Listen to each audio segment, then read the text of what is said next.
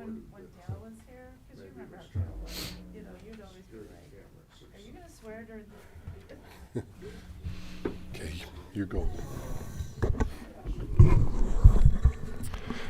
All right, good morning, everybody.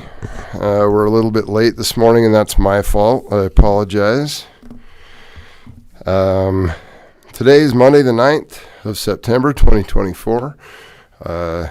If my wife's watching this morning, sometimes she does, I would like to wish her a happy anniversary.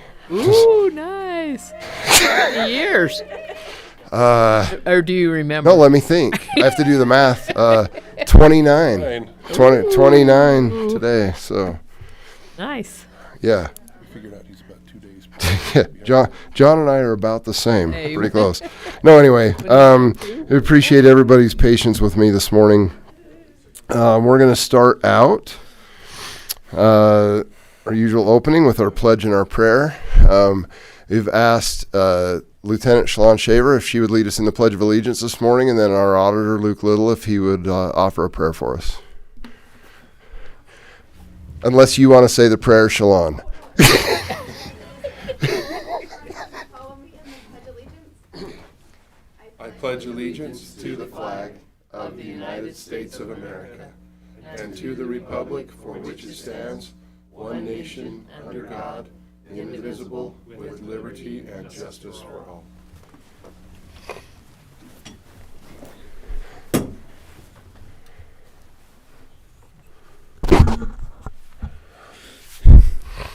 Our Father in heaven, as we gather this morning, we ask that we can take into consideration everything that is on the agenda, that we can look for ways to serve the people in our community. And we're grateful for this place that we live, for this nation. Bless our leaders, bless our military members, and all of those that work to protect this country. We're grateful for the blessings that we have and for our freedom.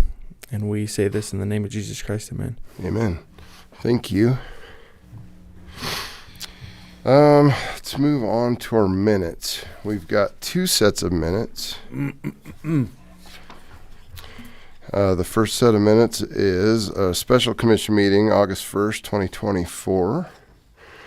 Is there any question or comment about the first set of minutes? Is there a motion to approve? I'll move to approve the minutes 8/1/2024, and can I do the other one? 8/5/2024. Perfect. Thank you. Second. Is there a second?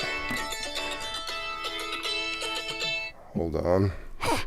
It's been moved and seconded. All in favor? Aye. Aye. Aye. Make my phone quiet. I don't know whether mine yet.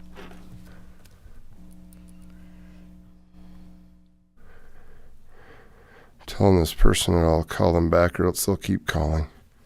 Okay.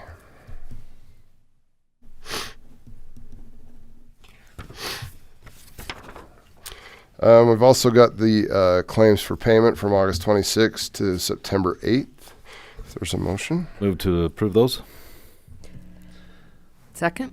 It's been moved and seconded. All in favor? Aye. Aye. Aye. All right.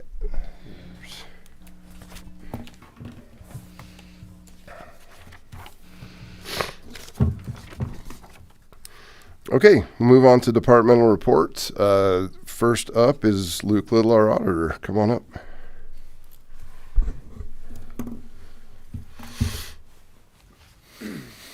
Good morning.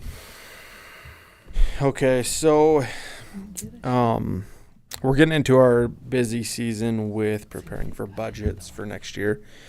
So last week I sent out information to all of the department heads so that they could start preparing their budgets. And we will have budget hearings sometime in October. So I will be reaching out to you guys and all the department heads to get those scheduled. But they will be preparing on those and working on those right now.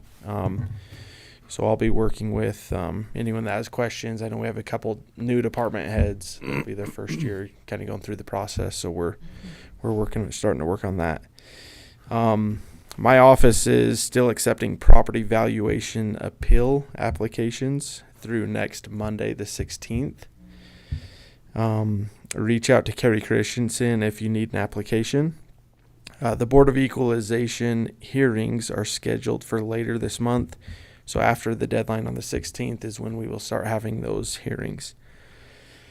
So kind of just explain what that process is and how it works. So this is a hearing where we have a hearing officer who is an outside appraiser that we've hired. They will come in and they will listen to each party. So the property owner who is appealing their valuation will provide their evidence and the value that they believe their property should be at.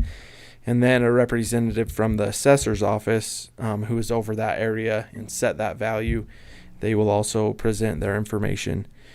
The hearing officer will review their evidence and then make a decision and rule on what the value is. And so, yeah, anyone looking to appeal their value for this year has until next Monday to do that. We also have been receiving property tax abatement applications. There are several different abatements for veterans, low-income people, people on disability, blind. There's a couple different programs, but we've been accepting those applications over the last few months. Michaela, it is in my office. That is her first year doing this, so we've been doing lots of training, teaching her how to process those applications and enter those into the property tax system. I have been working with our financial advisors a lot, Cruz and Associates, on providing additional information to the rating agencies. We should be receiving our rating this week, and what that rating is our bond rating. This will be used when the bond is issued for the new sheriff's complex, and I will continue working with our financial advisor, the underwriter, bond counsel over the next several weeks until our bonds are sold, and that is scheduled to happen around the 1st of October. Marcus and Trevor from Cruz and Associates have been great at guiding us through this process, so I kind of just want to give a shout out to them and a thanks to them for helping us, all go through this process. And then, so yeah, just with our budget season starting, our appeals, the property tax abatements, all of our meeting and planning for the sheriff's complex, it's been a super busy time of year right now and the next month or two working through those programs. So that's about all I got. Any questions or comments? No, thank you. Okay. Thanks, Luke. Thanks.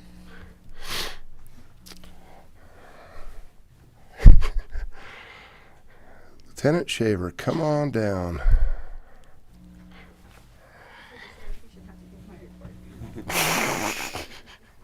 He has his own report. He has his own thick report. We're not even together anymore on the agenda.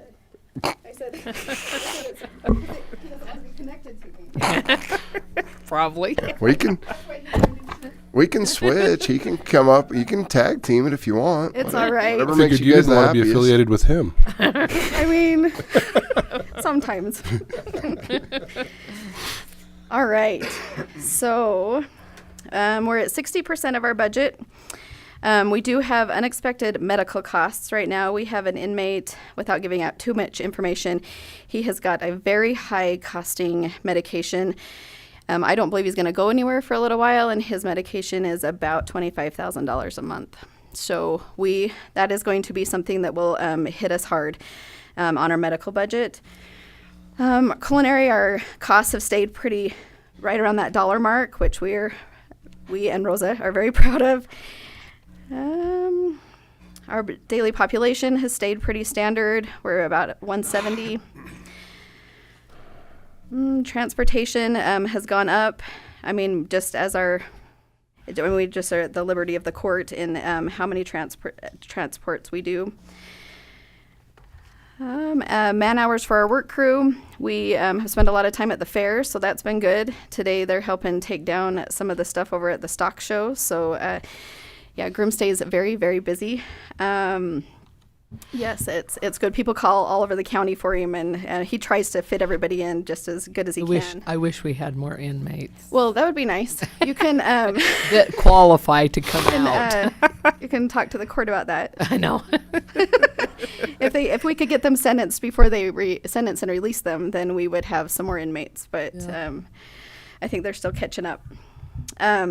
Something exciting about our staffing numbers was last week, between the 2nd and the 5th, we were fully staffed at the Iron County Jail. That hasn't happened in The second and the fifth. So Jennifer. it was actually really exciting. I sent out a big thing that says, come over and celebrate and have a creamy. We gave creamies, but then we lost one on Thursday, and then we lost another one yesterday to Oh the my CCPD. heck. So now we're down 2. But there were 3 days. 3 days You that we were were fully totally staffed, and I think I did a couple Is Hercules that like, because of that. So Has that ever happened? not since I've been there. I mean, I think that they're probably, and maybe not to my knowledge, that has never happened. I was pretty excited about it, but 3 days. But then on that, we also had 4 on FMLA, 1 on military, and 3 in the academy, and 5 on FTO. So even though we were fully staffed, we were kind of broken out. But it was something to celebrate, I felt. So we've done really well in our hiring lately. And yeah, our planned projects is just our sheriff's planning for the Iron County Sheriff's Complex. We did break ground, so that's exciting. And I think that's just about it, unless you have any questions for me. No, Nope. Matt, we appreciate you. All right. Celebrate the small stuff, Seriously. No, we appreciate you keeping the ship afloat. Thank you. Thank you.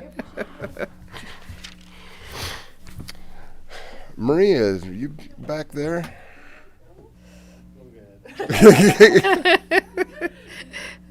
Take a minute and soak in the small stuff. Parks and Rec and Tourism. We'll do tourism first.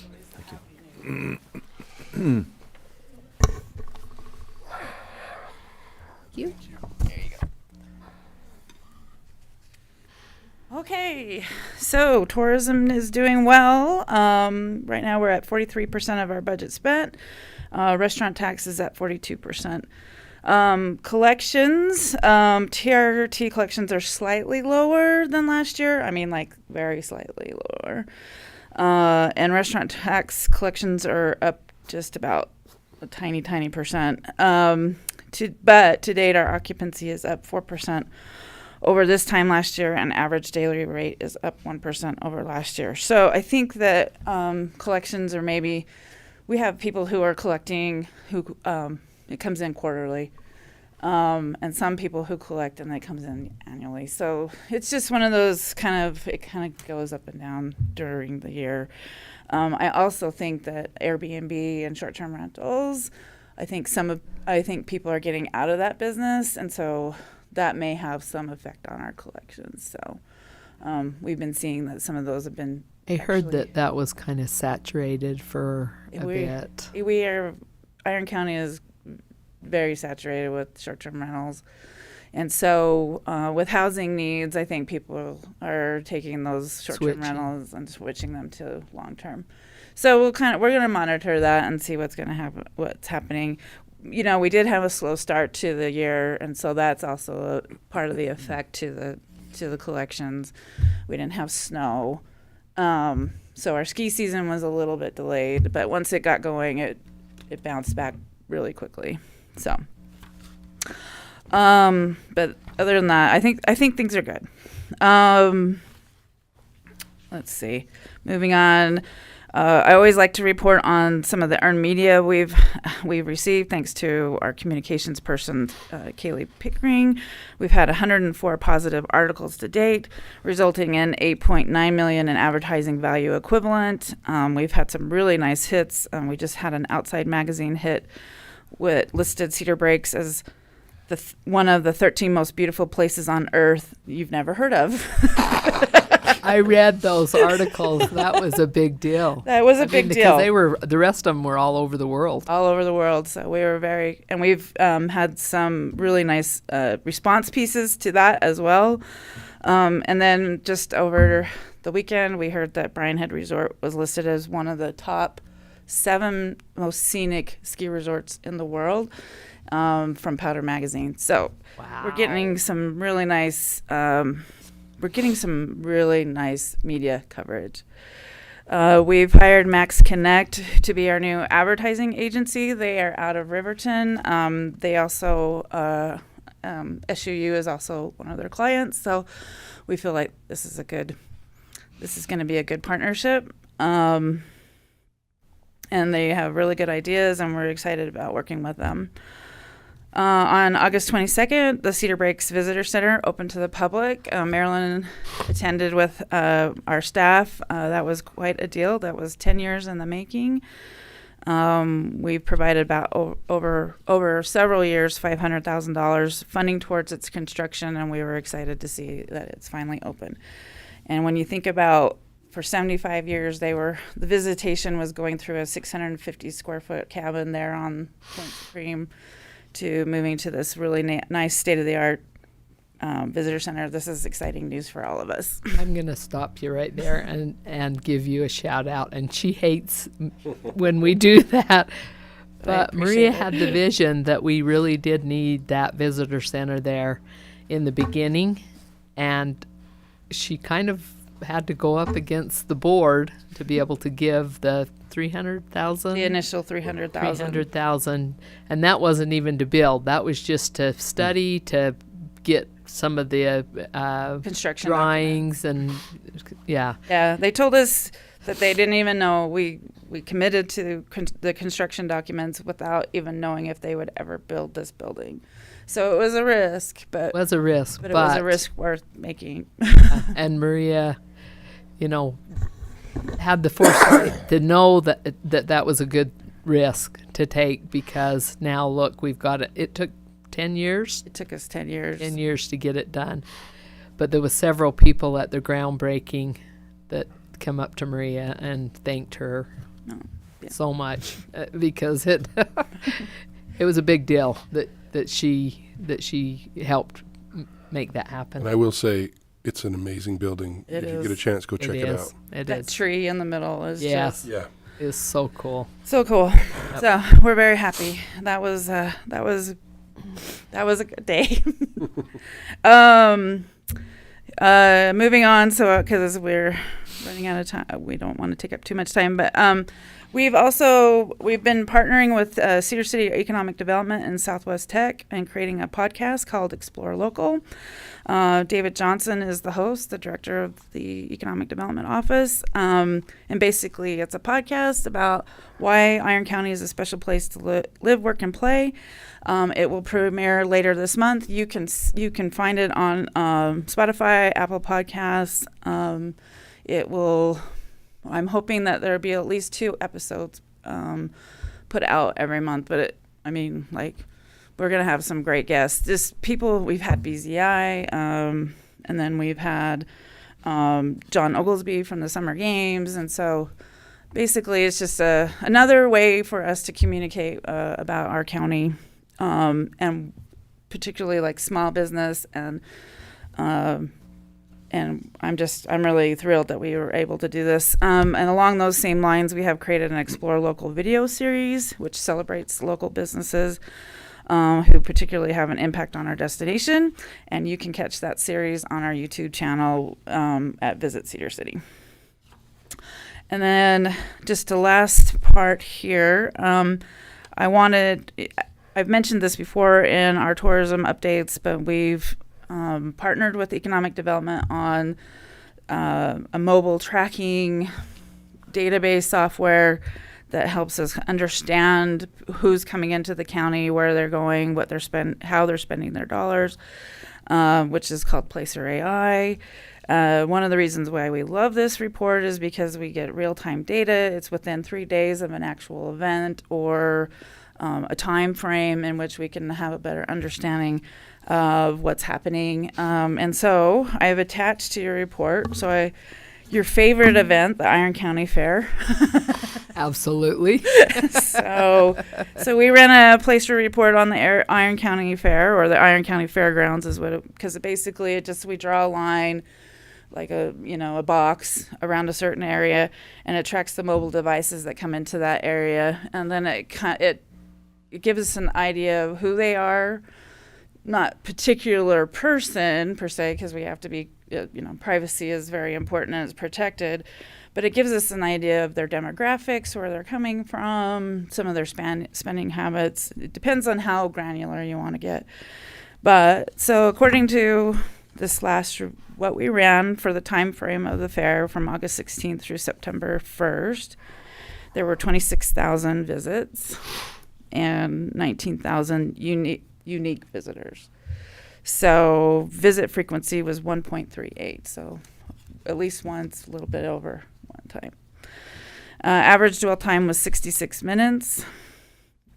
The cool thing that we found out is that year over date, it was up 32%, and the year over last, before that, was up 115%. So good job, Jamie. Yes, absolutely. So she should be celebrated for what she's been able to do, and it does give us a report on where people are coming from and what places they're stopping at. Like Maverick definitely was A big winning part. on that day, on those days. So. Say that percentage increase again. What was that? So this year was 32% increase over last year, and then 115 over the year before that. So. That's awesome. So that is what I have for tourism. Any questions? Does it say, did you say that you could see where they came from? Yeah, if you look at the report, and I forgot to talk about that part, sorry. So a majority of the people who came from Cedar City. So Yeah. 8,000. And then, more than that, actually, because it's based on zip code. And then Parawan. Paraguna, for whatever reason, was 1,000. So we're like, did Paraguna come a lot? Or is that the road? I'm thinking it may be the road. Oh. So that's picking that up. And then St. George was about close to 1,000, like St. George, Washington County area. So it does break it down. We can break it down. This in the report, it's just the top 10 places that they were coming from, but we can break it down even more from that if you wanted to get really granular in knowing where people were coming from. Cool. That's neat. It's neat. Yeah. Creepy, but neat. Kind of. Thank you.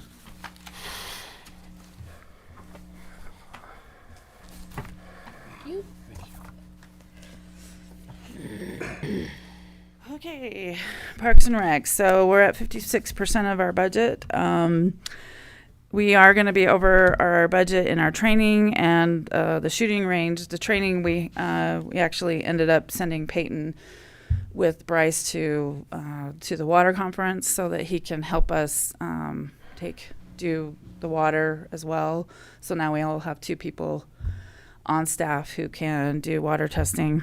And then the shooting range, of course, with the issues with the paintball, we had already spent some money on the shooting range, and then we had to go and do some signage and do some work there, and so that's going to put us over budget. But we are open. The shooting range is open. Yay. Did they end up moving the paintball? No. Did they not plan to? No. Well, we're working on working expanding the footprint of the Yeah, so we'll need to. shooting range. We're gonna move the shooting range footprint over that hillside, so it's on our property. So the hill is actually not on our property; it's on BLM property. So Mike and the BLM are working on that right now. So we're moving the boundary line. So, but the paintball range is going to remain where it is. So we've got some things working to And make it better. When we get the road crew that they're not so busy, maybe we can do some push up, some Yeah. higher go down lower where they're shooting. You know, on that side, we've done just pistol shooting, and probably we need to make sure that that's all that's on that side. We're trying, Trying, and it's signage there, but you know, it's not monitored 24/7. So yeah, where it's an unsupervised range where there's not a lot we can do other than signage. but it is used a ton. Yeah, I'll show you. I'll run another report and I'll show you how many yeah, people are going out Need there. to bring that next time. I'm going to. But we do need to do some dirt work, and we do need to do some outreach with the public, and just kind of, I mean, within a couple of days of opening it back up, you know, we had to remind people that it's a, Yeah, I It's a talked to handgun Bruce also about the road. It's only paved, it's only chip sealed up, not quite to the range. Mm-hmm. I think in the next 3 years to 4 years, that's on their radar to finish out over to, you know, Three that Peaks. loop over to the Three Peaks. that would So be, that would be fabulous too. that would be good. Oh, okay. The shooting range is not my favorite subject. So, data-wise, we've added a QR code electronic payment system for the Three Peaks Campground, and we're seeing a nice uptick in the fee collections. That has really been very helpful. Today, collections are $12,900, about $1,600 more than last year. So workloads, we had a volunteer project with the DNR up at Wood Ranch. We had 50 volunteers there to remove logs and other debris around the kids' ponds. We did this so we can improve the trail around the pond. And that was a great project. We hope that they'll come back next year. I attached pictures of that and what they were moving. They weren't just little logs. They were Man, they were big that's a logs. big old pile. Big old pile of logs. So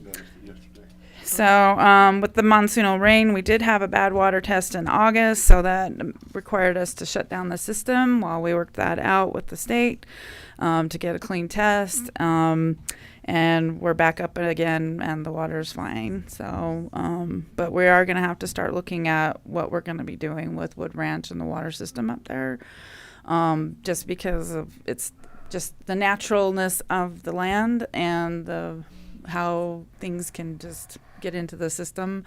And so we're going to have to start planning for that in the future. 5 Mile, we did open on August 1st. We will have a grand opening in the spring, but we wanted to do a soft opening just to kind of get through some of the, you know, the little ticks. And we've certainly had a few. But the park is open, and it's being enjoyed, and it's really beautiful. It is beautiful. I want to commend the county for taking that project on. It was a big project, took us a long time, but it's really truly beautiful, and our people are gonna really enjoy it. And I do want to say thank you to Bryce, to Mike Wertha and Peyton McCabe, the jail crew, the road department. Honestly, they have gone over and above to get this park open for this side of the county, and it's truly a wonderful thing.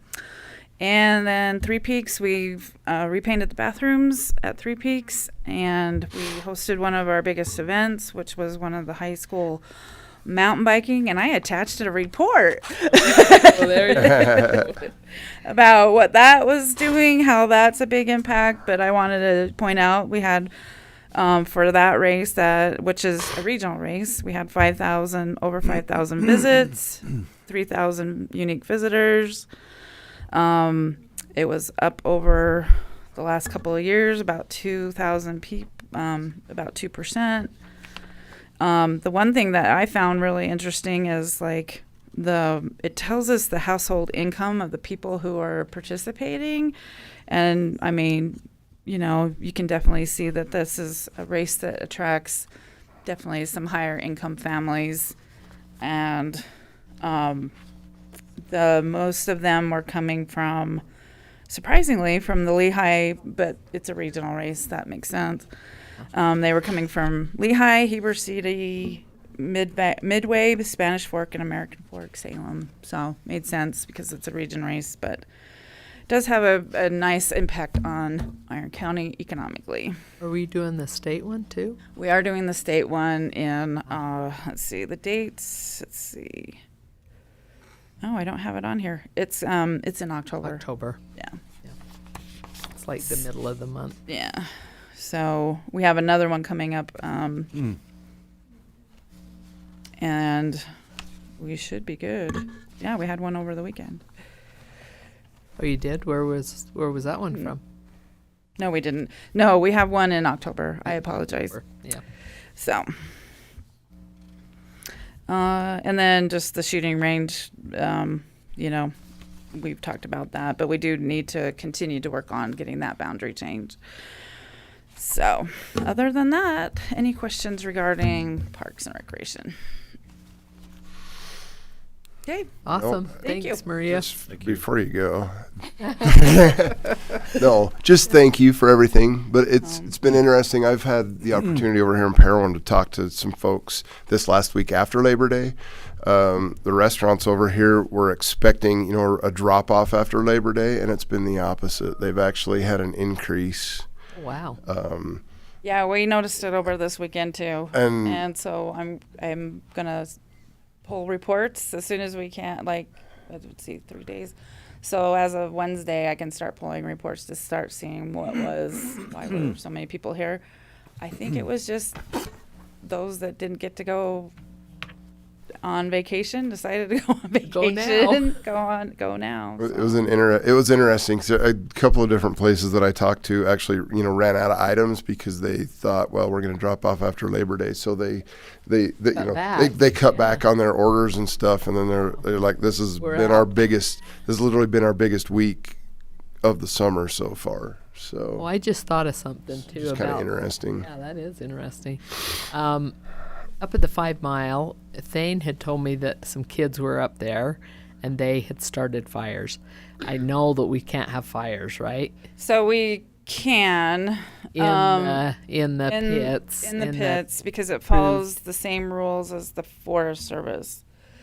So we can, as long Were as we they're- shut down though some of those were shut down this summer because of the dry conditions. Yeah, but we actually put a tank up there with some water buckets. So as long as water's available, we can do it. Can do it. But as soon we were expecting to go to level 2 and then there would be no fires, but never heard that never happened. So, so right now they can have a fire up there in that ring.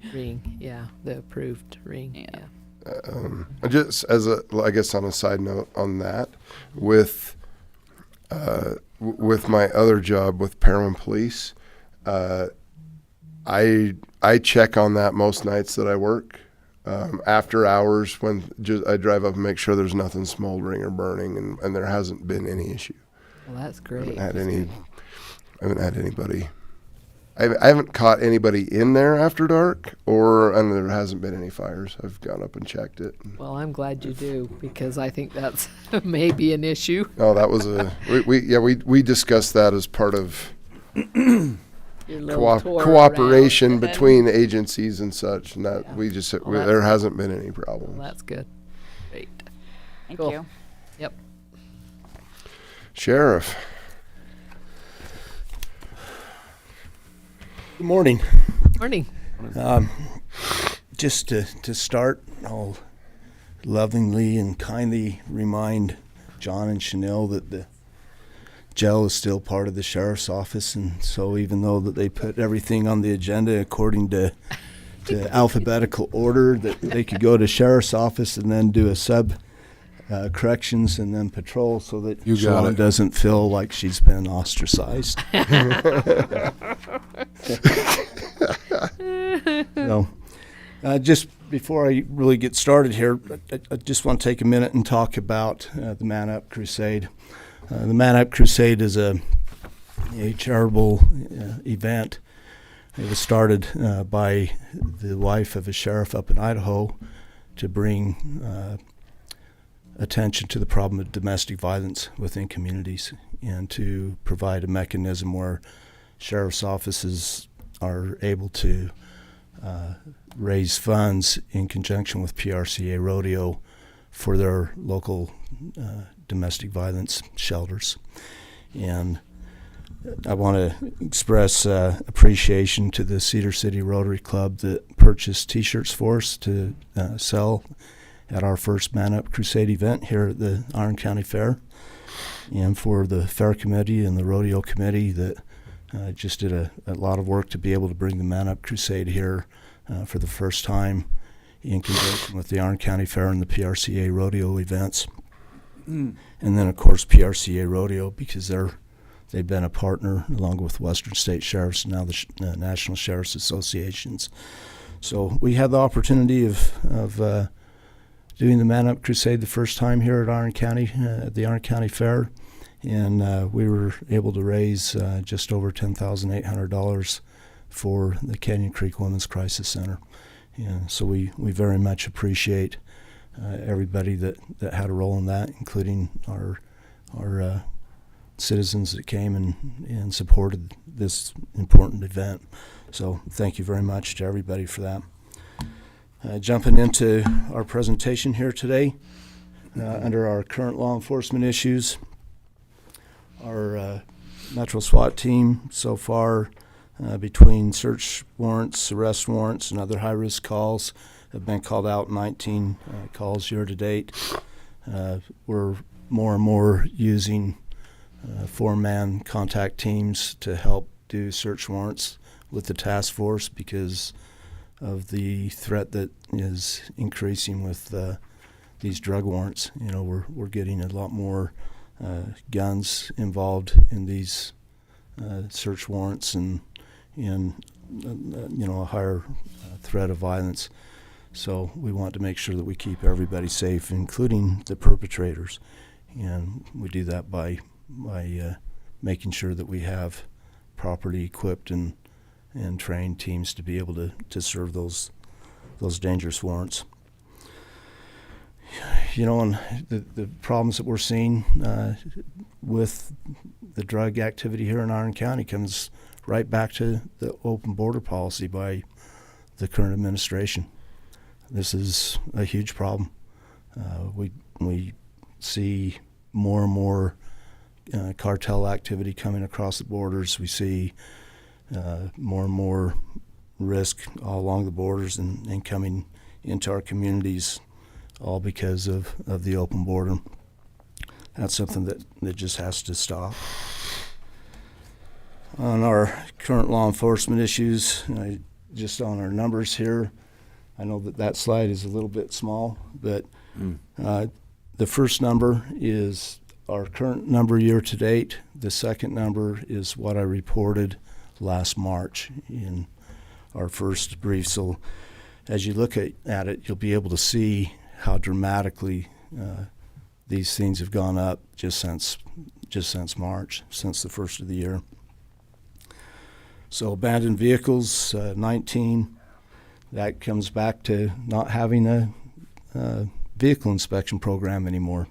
Vehicles are falling apart, and rather than getting them fixed or taking care of them, people just abandon them on the roadways and leave it for us to have them towed and deal with, which costs the taxpayer quite a bit of money, quite frankly.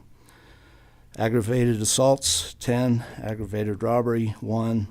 Assaults with a weapon, 1. Aggravated assaults on law enforcement, 1. Simple assaults, 51. Air support, the air support number that's just what SUU Aviation has done for us, and specifically for Iron County Sheriff's Office. It doesn't include anything that they've done for the SWAT team or for Cedar City or other law enforcement agencies in the county. And it also doesn't include how often the state birds get called out to support us. So the air support number is really actually quite higher, but specifically for us, we've had 2 supports from SUU Aviation so far this year. Agency assists, 325. Burglaries, 23. Child abuse or neglect reports, 23. One of those is an aggravated abuse. 46 domestic violence, 133 felony offenses, 53 fires, 111 canine call-outs, 5 mental health call-outs, 10 weapon offenses, 3 accidental gunshots, 686 misdemeanor offenses, 1,172 other offenses, 16 public relations events, 17 search and rescue events, 6 crimes against a child, and one of those is internet crimes against a child referral. Other sex crimes, 30, including 4 rapes this year so far. 56 warrants, 37 welfare checks, 164 drug cases, 42 DUIs, 201 animal problems for a total of 4,918 reports. That doesn't include calls for service. That's just what our deputies have actually done reports on. On our next page, under legislation, some of the things that we're still dealing with is under House Bill, I believe it was 46, if I remember correct. There was a further enhancement of the previous year's bill assigning school security to the sheriff. It requires the sheriff's office to have a school security manager, which we still don't have. We're currently talking with the school district. The school district hired Zach Tuttle to basically do that role the year before it was a requirement and was placed on the sheriff's office. So we're working with them on possibly having a memorandum of understanding where we can pay a portion of his salary and have him perform those duties, which will save both the county and the school district money. So we'll see if we're able to work that out. Part of the problem with that is that by law, that position has to work for the sheriff. And so we're trying to figure out how we can have him working part-time for the school district and part-time for us, basically. So, we've got an issue with OSHA right now. There was a rule at the federal level on OSHA which changes how and what we do with our volunteers, which is quite frankly going to kill our search and rescue teams. And we've got to get it stopped. If we don't, it's going to destroy the Western United States' ability to run search and rescue efforts, and that's going to. This is coming from Washington, D.C. Yeah. Is it mostly the physical, OSHA, both? I mean, It's about. It has to do with training. It has to do with OSHA standards and whatnot. It's total nonsense, and it destroys our ability to be able to. It makes it so it's so cost prohibitive that nobody can afford to do it. And so It's such a great program too. well, it is. And there's wonderful folks that are doing that volunteer. In just our county so far, just our county alone so far, 17 calls where we've gone out and rescued people. Wow. 17 just this year. you're talking life and Yeah. death. And when you start looking at Garfield County, Kane County, they have a lot more than we do. Yeah. And you're talking about people's lives that are going to be lost if this OSHA rule goes through because of the stupidity of our current administration. It's total nonsense. And following right in line with that is the FCC. And right now we've got a lawsuit against the FCC that's being pushed forward by the Attorney General's office, by the National Sheriff's Association, because one of the things that they're doing is that they've come in and have put limits upon our provider that provides our inmate visitation, telephone calls, and things like that, where they can no longer record or monitor or store those phone calls. which is a huge safety and security risk to the community, because now we can't sit there and listen in if they're trying to arrange a jailbreak or trying to arrange to smuggle drugs into our facilities, or if they're trying to run criminal enterprises from the jail outside in the community. It's another federal overreach, which is absolutely ridiculous. It's absolutely criminal in nature, in my opinion, and it needs to be stopped. And I've talked with the Attorney General's office about this. They're going to bring a lawsuit against him. And like I say, the National Sheriff's Office, National Sheriff's Association has currently filed a lawsuit against him as well. But we're seeing repeatedly, I mean, we've seen this with BLM, we've seen it with just the Securities Exchange Commission. Everything that this current administration touches is out to kill our communities. It's absolutely horrible. Our current strength in patrol, we're currently up to strength.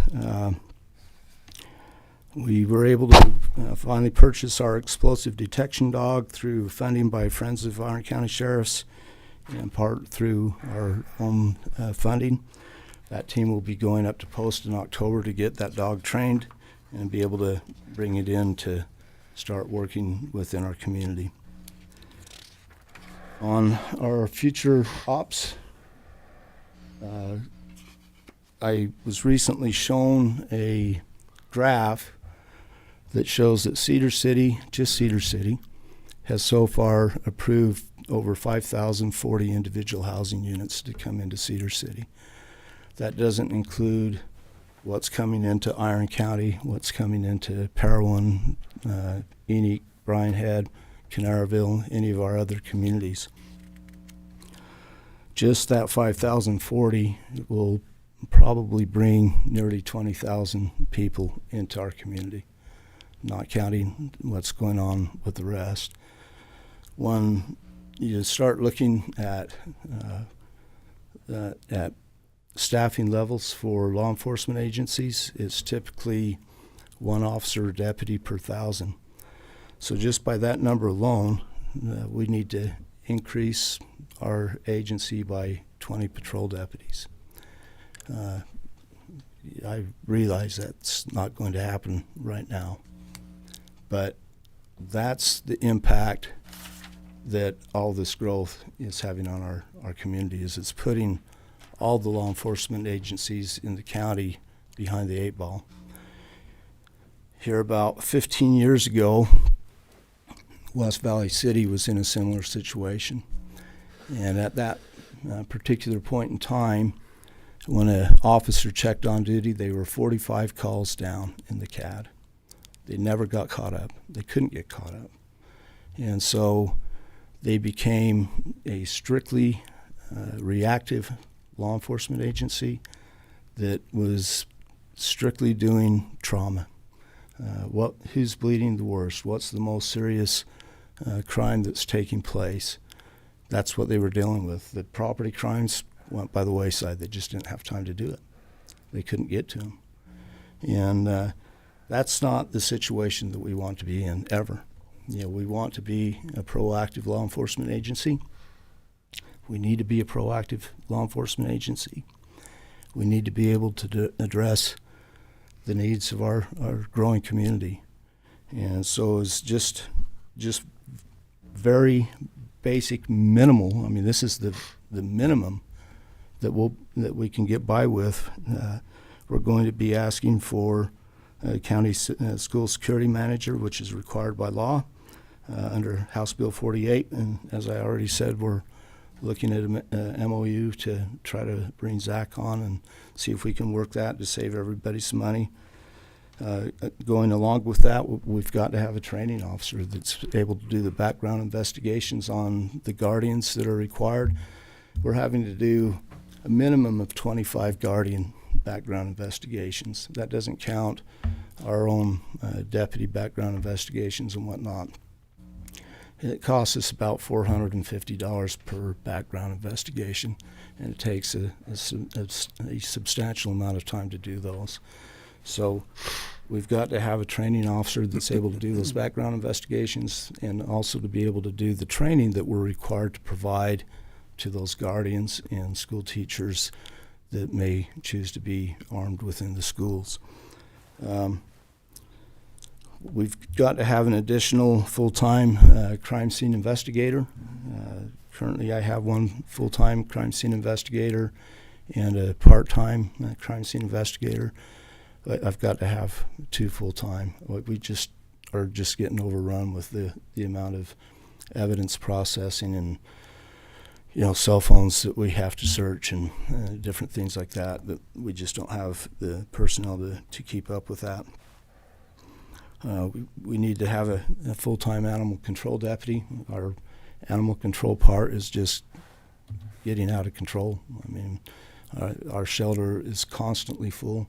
We're constantly having to go out to Cedar and Enoch and other shelters to ask for some help.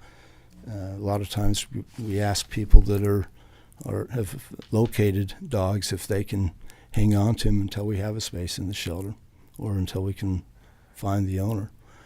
But one of the problems that we're having is animal abandonment, and it's again that's part of the problem with the growth that we're seeing.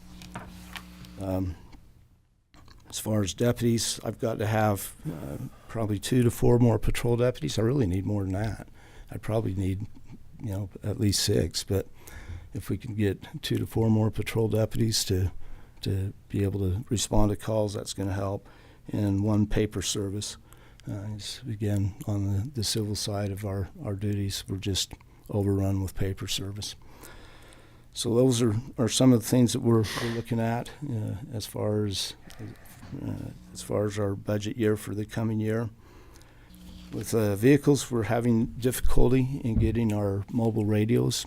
Ever since COVID, the manufacturing just isn't up where it used to be. We're having a hard time getting mobile radios for our vehicles, and we're having trouble getting vehicles at all. It's a constant battle for Wade and Dave to be able to get the vehicles that we need and be able to keep up with that. The good news, as Shalon stated earlier, we've broken ground on the Sheriff's Complex, and Ed has promised me that they'll have somebody out there working today besides the prairie dogs. We're hoping that somebody else is doing excavation besides the prairie dogs. And that's all I have, unless you have any questions for me. No, thanks. Very thorough. I know it's a little bit of a Debbie Downer, but it is what it is. So, okay, thank you. Oh, thank you. Commission. Marilyn, I always look to you first. I don't know, know. It's why just do I you? don't know because I'm kind of pointed this way. My head goes left more than right, but I'll try to hurry through mine. Of course, we just got over the fair, which was fabulous, and these little girls right here that we're going to meet in a little bit were there every single event. It was fun, and besides all the rest of them. We met on the 3rd, the Iron County Council of Government. We had it in Parowan. We move around. That's where the mayors and the commission meet and go over transportation and different things that way. I met with Mike and Jamie and Charlie, which is our OHV folks that for our jamboree. It is coming up September 25th through the 28th, and there's spots available, so if anybody wants to come on that with it, it was really fun. Last year was our first year that the county did it, and it was fabulous. We go all over the county, and Mike has made trails that we go on these different ones, and it's really, really fun. You can go to ironcountyfair.net to sign up for that. I went to the Festival of Homes that goes along with the fair, It was fabulous. I know Paul did some cabinets up in Bryan Head, his business, and it was My son's business. beautiful. Your business, your son's business. Sorry. And then, of course, the Southwest Junior Livestock Show at the Cross Hollow Event Center took place this last week during the week. I have grandkids that are in that, and I want to give them a shout out. Mike's daughter was also involved. It's a great event, and the local people always step up big time to buy those animals for those kids to put money away to go to college or whatever that way. And it was a really good event. That's all I had. Commissioner Cousins. I'll be really brief. I don't have a lot. Just a shout out to the Iron County Fair. We participated in some of those events and really enjoyed it. We had our grandsons always enjoyed the Demolition Derby, and we like taking them to those. Great job on that. We continue to work on some flooding issues in the county. We haven't had a real bad monsoonal year this year, knock on wood, but we're working on, I mentioned before, we're working on some upsized culverts on 800 South over by the substation with Rocky Mountain Power. Been working with our county engineer on obtaining some pipe and getting estimates on getting that work accomplished. Rocky Mountain Power has said they would help with some of that cost, which is going to be good. And that's about all I have. I think you covered a lot of it, Marilyn. So. Yeah, I'll be really quick too. 2 weeks ago, we attended. we traveled to. Where did we go? We went to San Francisco to do a ratings presentation for our bond ratings. We as a commission went. John. Luke, Nicole, we traveled with Marcus and Trevor, our municipal advisors. That's a really big deal to these bond rating agencies. And the feedback was the fact that we went in person and presented to those boards. That affects our interest rates as far as bonding. That affects really there's millions of dollars that hinge on that.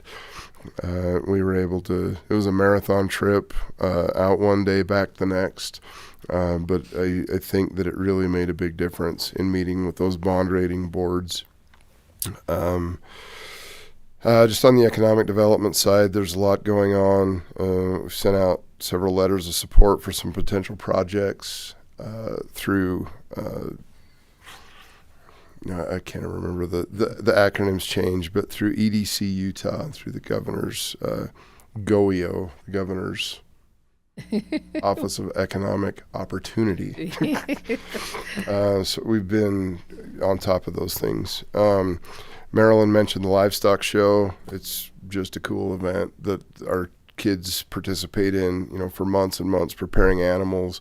It's really great education so that people understand the food chain, and that these, it's a great educational opportunity both for our 4-H kids and for our FFA kids. Everybody talked about the fair. The feedback on the fair, and especially to Jamie's office this year, was outstanding. I've had numerous people approach and talk about the success of the fair. Grateful for Jamie. The volunteers all had really good experiences. We do need more volunteers, by the way. Always need we more always volunteers. need more volunteers. But just the feedback this year was fantastic. So kudos to everybody involved in the fair. It's about 10 after. Take a break until 20 after. Just to get some things in order before we move on to the next step, the next portion of our meeting, and we'll be back at 10:20.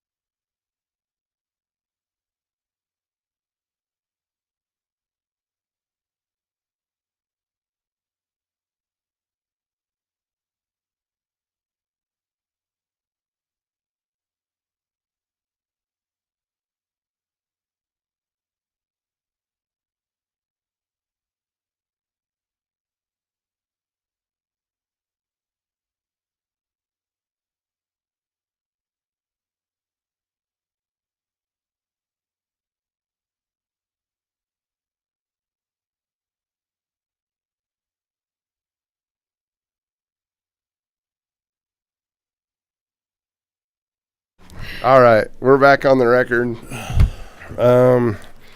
Little schedule change. So, agenda item number 4, introduction of Miss Iron County and Miss Iron County Teen and their community service initiatives is agenda item number 4. But if there are no objections, it's not objectives, it's objections, we'll bump you guys to number 1 because you don't want to sit through this. Unless you do, then you're more than welcome to stay. So yeah, come on up. And state your names. Karen, do your thing. Good morning. Thank you for once again having us. I'm really pleased to announce these beautiful young ladies. We have one returner that has moved into a new title to represent Iron County as Miss Color Country's teen. She placed 4th at the state competition, and so she wants to go back. So we're going to let her. So thank you again for being such a backbone to this organization. It really does help the girls with their schooling and learning more about themselves and how to give service to the community has been tenfold. So thank you so much for your continued dedication to the organization. And I'll let each girl present themselves and their community service initiative. Awesome. Yay. My name is Ashton Giles. I'm so privileged to be here and kind of share with you what my vision and goal is for this next year as Miss Iron County. Growing up in a small community, I have firsthand seen the value of a loving and supportive people who cares about personal passions. I was super privileged to be involved with lots of extracurricular activities, and like Karen said, it has helped me become the person who I am today. And as Miss Iron County right now, I know it's only going to grow farther. And so my community service initiative is called the Happy Heart Project. And what that focuses on is a scholarship program that will fund extracurricular activities to the youth in Iron County who are underprivileged. Now, about 14.2% of homes in Iron County are low income, and 8.2% is the state average. And so there's a significant difference there. And I want to be part of that solution. Also, 1 in 4 youth struggle with mental health challenges. And so it is shown that by getting them involved with community involvement, stepping outside of their comfort zone, meeting connections, and finding more peers, helps them get off their phones and get out and find more about who they are. And so everything encompassing is about finding happiness from within. And we have our CSIs actually go hand in hand. And so we're going to do workshops together, which they might talk a little bit about. But more than that, reaching out to businesses to help fund the scholarships is my first priority right now. So that's me. Do you guys have any questions? I don't. That's so awesome. That is awesome. It's genetics. It's because you have great genetics. I'll tell my mom that. Ashton and I are kin. My dad. We're kinfolk. So, We are. no, really, thank you for coming back from your service and jumping into this service. So It's cool. an honor. So Very, very cool. thank you so much. Gotta move the microphone up. I'm Nicole Jacobson. I am currently a junior at Canyon View High School, and I'm a part of their drill team, which is a huge part of my life. I am Miss Color Country's teen. Last year I was Miss Iron County's teen, which I'm so excited to be back for a second year of service. My CSI is Perfect As You Are, implementing the dangers of body shaming and helping teens just be confident within themselves. Last year I was able to go to middle schools and talk about my CSI, so I plan to do that again because I definitely think to help, but I want to go to elementary schools, high schools, and middle schools this year and just help teens, let them know to be themselves. And I'm super excited to go back to state like Karen said and share my CSI more on a statewide basis, but yeah, that's my plan for this year. Do you guys have any questions? So when we had the dinner, you talked about because you were so tall, which you're so beautiful. Thank you. and your tallness is wonderful. But I can see you were teased. Yes. Some, that kind of thing. Yes. And that's the reason why Yeah, that's where my CSI CSI came from, came is from being body shamed in middle school, and I want everyone who's going through that, because I know a lot of girls and boys go through that, and I want them to know that it's just something that happens, and to take those insecurities and just make them to build you stronger. There's a lot of girls that would change being short to being tall like you are, I just have to say. Thank you.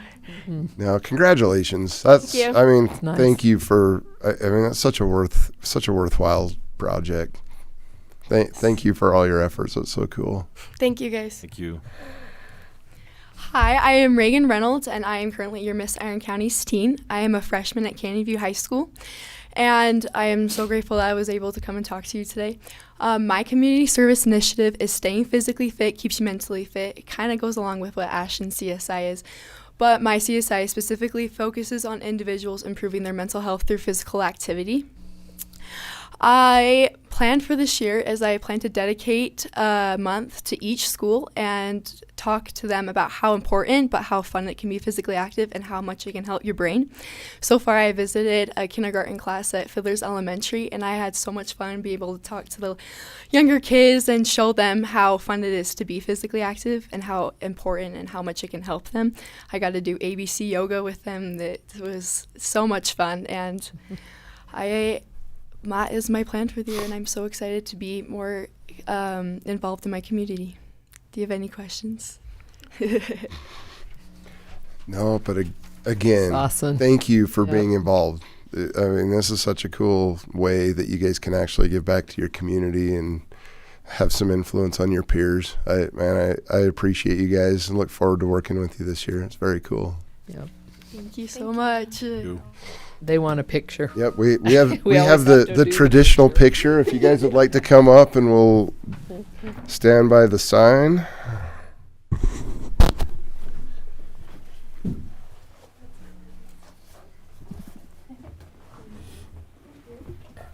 Read.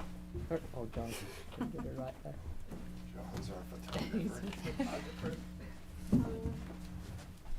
How do you want it? You go I don't on know. one. I'll go on. Put the I'll boys book on in. the outside. Put the tall people on the end.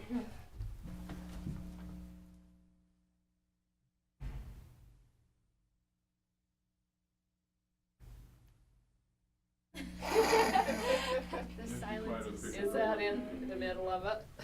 Yeah, we should You move might- that chair. Yeah, no. We thought about that. Here, look. Let me. Oh, Anything yeah, to- we don't want that there You want either. beverage? I don't know. You're good. Not messing around.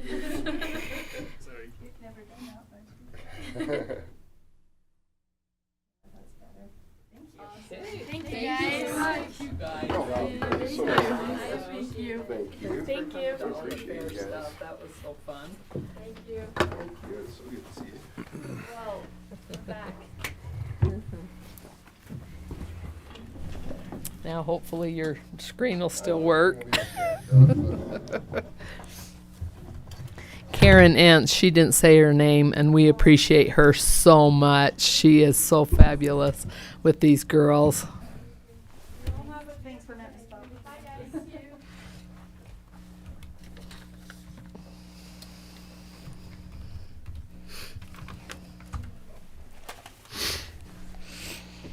All right.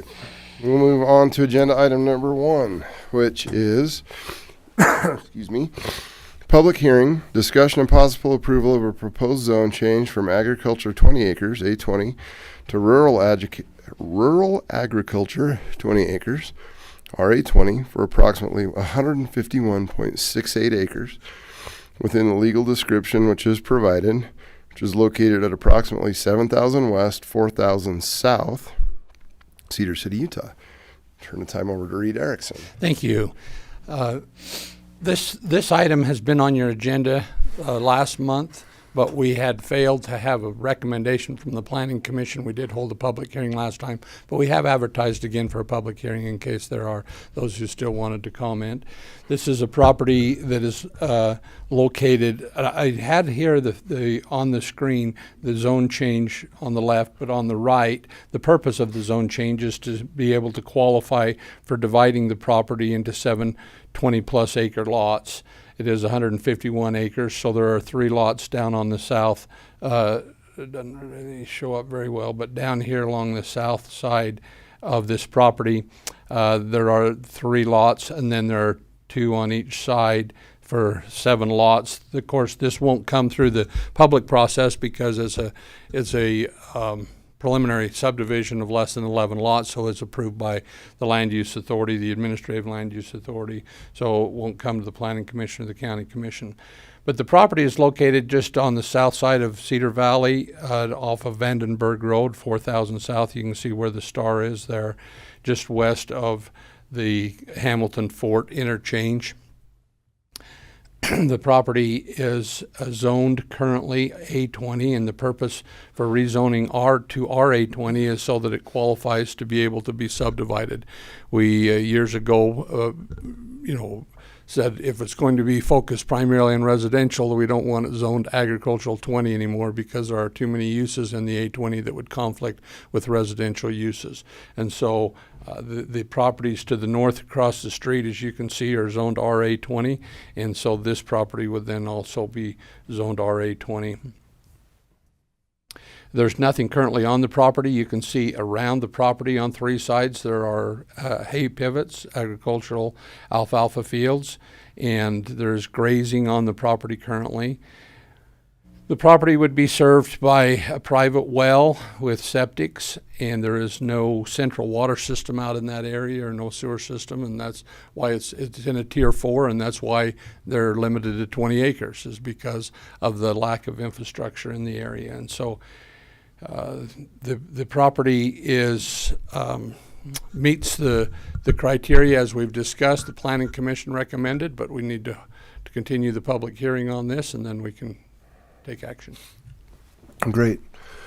Chair will declare the public hearing open on agenda item number 1. If there's anyone to speak on this issue. Seeing none, Chair declares the public hearing closed. I always just put up the evaluation considerations that Planning Commission staff look at in evaluating property when we rezone, to make sure that it can serve the uses that are listed in that zone, and it's able to do that as we've evaluated those. And just want to always remind you of that, and if you have any questions or concerns about that, we're glad to discuss those. Otherwise, I think we're ready for. I think that'd be very desirable in the middle of a hayfield. Yeah, who wouldn't want to live there? At the Planning Commission the other day, had automatic coolers on each side. Oh, they are. Oh, yeah, no, that'll absolutely spraying of water all the time, and smells just good, mist, and the mist. temperature's controlled. As long as they can get used Awesome. to pumps running all night, and the swathers going in the middle of the night. Sometimes that happens, but other than that would be a few days out of the year. Otherwise, it would be a really beautiful area. A beautiful place. All right, consider a motion. Okay. I'll move for approval of a proposed zone change from agriculture 20 acres, A20, to rural agriculture 20 acres, RA20, for approximately 151.68 acres, located at approximately 7,000 West, 400 South, Cedar City, Utah. Second. It's been moved and seconded. All in favor? Aye. Aye. I did fail to mention the Watsons are here, family representatives that own the property and are anxious to move forward with this, so we appreciate their Are you going to live there? My son is. Oh, nice. Nice. Yeah, we have some additional property, that goes up in the hills. Oh. I would personally like to be up a little further up. I get it. But you're going to sell the rest? Yes. Oh, nice. Out of the whole property, we have 2,000 acres, just right off the road. It's got great access. And it's surrounded by all the alfalfa, so. It's awesome. Yeah. Oh, congratulations. Well, Yes. Absolutely. You bet. Thank you. Thank you. We'll move on to agenda item number 2. So public hearing, discussion, and possible approval of a proposed development agreement between Iron County and the BZI Innovation Park, LLC, 772 acres. Property is located along the Iron Springs Road, approximately 1,300 north and 2,400 north in Cedar City. Reed Erickson again. Yes, thank you. I will recognize before I forget, Drake Howell is here representing BZI on this.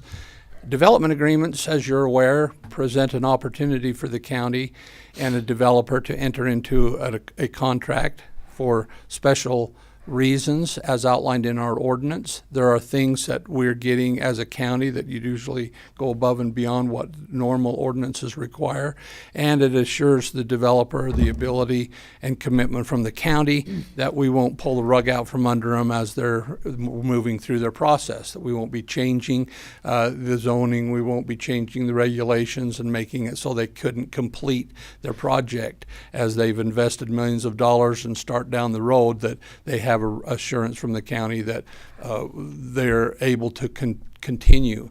We're just a little list of the things that are the highlights really of the agreement, that we are committing 400 sewer connections out of our allotment, out of the 4500 West transmission line.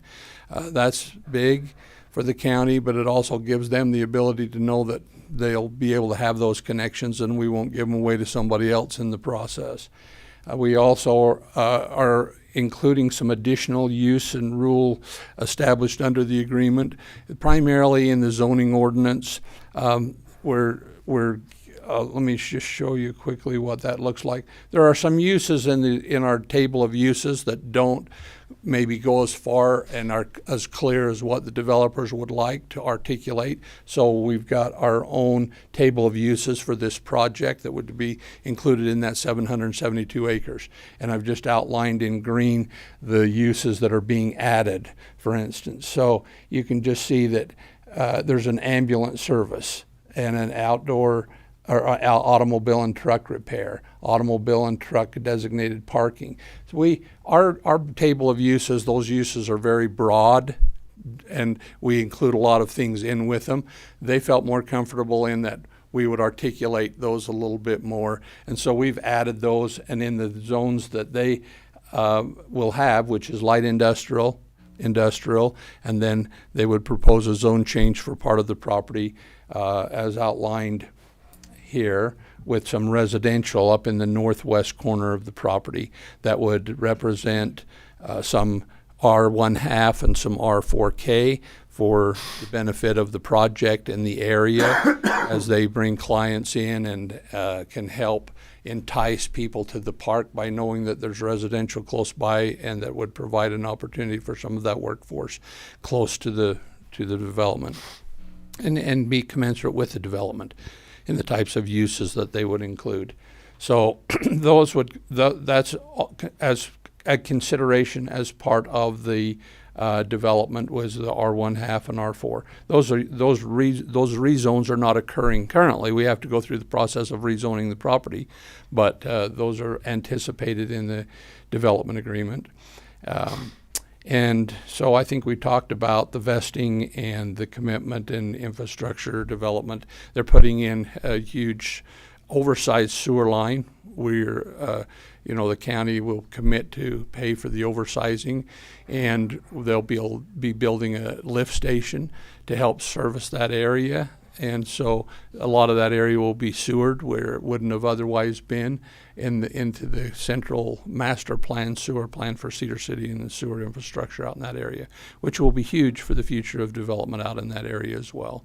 So those are some of the benefits that the county gets, that we are committing to, and that the developer are committing to. So the development agreements are a good tool. We don't use them a lot in the county, but we do 1 or 2 a year, seems like, and we haven't done one for several years, but this year we've done a couple. So it's just an opportunity for the county to look at a special project and give special consideration to those things that are important to the county and to the developer that require this additional commitment. So that's a brief overview of what the project is. Again, the uses, and then these are just the definitions for each of those uses, just like we have in our table of uses with all of the definitions that explain exactly what that means. So as you're aware, we passed an ordinance about a couple months ago that allows for a development agreement to be approved with a revision or an extension of what normally is allowed in our ordinance if it's adopted through the same process as a land use ordinance. And that's what we're doing here. We had a public hearing and a recommendation from the Planning Commission, having a public hearing and an action here. Where normally a lot of municipalities and counties just do an adopted development agreements just by a minute action, not a public hearing and a posting and notice and all that for public hearings, because they don't go beyond and above what is normally allowed in the ordinance. But because we're doing that and adding additional uses and those changes, then it has to be adopted through this process, and that's what we're doing here. So that's the purpose of the public hearing. Great.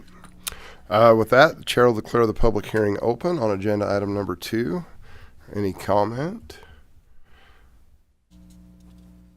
Seeing none, I'll turn the time back over to Mr. Erickson. I don't have any more to add unless there are questions that the commission has. So I have one question. So as part of the UEPA and with an element of housing, in terms of the school district, with that diversion of the monies as being part of the Utah Inland Port Authority, I wonder if somebody could speak to kind of how we're going to make the school district whole in terms of tax revenue once those On the residential. housing developments are built out. I'm sure someone's given that some thought. That's been a concern I've had kind of lingering. Yeah, I'm not sure I understand the question because there's tax increment involved with the Utah Inland Port Authority. right, but And the school district is is residential exempt from that or something? I mean, why? No, what I'm saying is it's not exempt, and therefore, is that money not going? Is the school district going to have to vote? Say again? It will be treated the same as any of the other development in that area. Okay. I don't think that there's any difference or anticipate any difference. Drake, are you aware of any difference there? It's a great question, John. Just a quick nuance on that. Drake Howell from BZI. Drake Howell. I'm the project executive of BZI Innovation Park. It's a fair question. In our tax reimbursement agreement that's already been executed with Utah Inland Port, it contemplates a tax differential related to the light and heavy industrial, and there's also a differential related to our residential. So it's already been contemplated in our. So are they actually different rates then? Correct. In fact, Okay. it's even a higher rate with the residential area. Okay. And again, that's a 25-year CRA per lot. It's not over the entire park. So we were able, which is a huge, to the point that I think Reed did a really great job explaining. This is a likely multi-decade project. Right. And because of that, we were able to influence UEPA to not start the 25-year clock the minute we had one lot developed. Yeah. It's on a per lot basis. Okay, so they're going to track each lot as it develops. There'll be 25 years of increment. That's correct. Okay, so and the rate is actually higher for residential. So does that mean then the differential for the school district is actually more adverse as far as their revenue?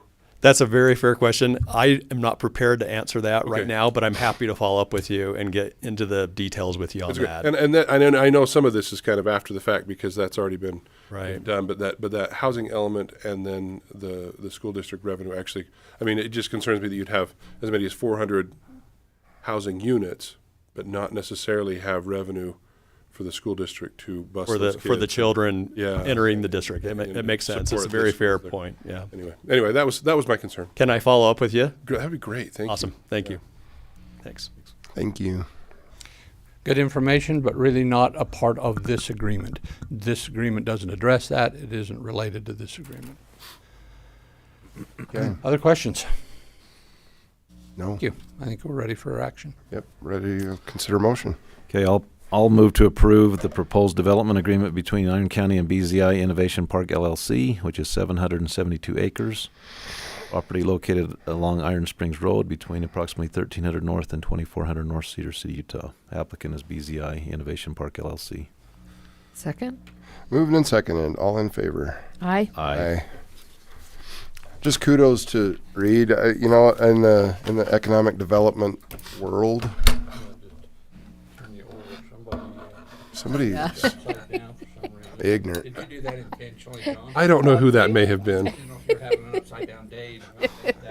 It's fine. Just, you know, in our work in the economic development realm, especially the comments of Iron County, just the ease of the relationships between Iron County and these projects really attracts people here because of policies like this that we can. We get a lot of compliments to you and your office, and just the way that we do things as a county. It's pretty cool. Okay, agenda item number 3.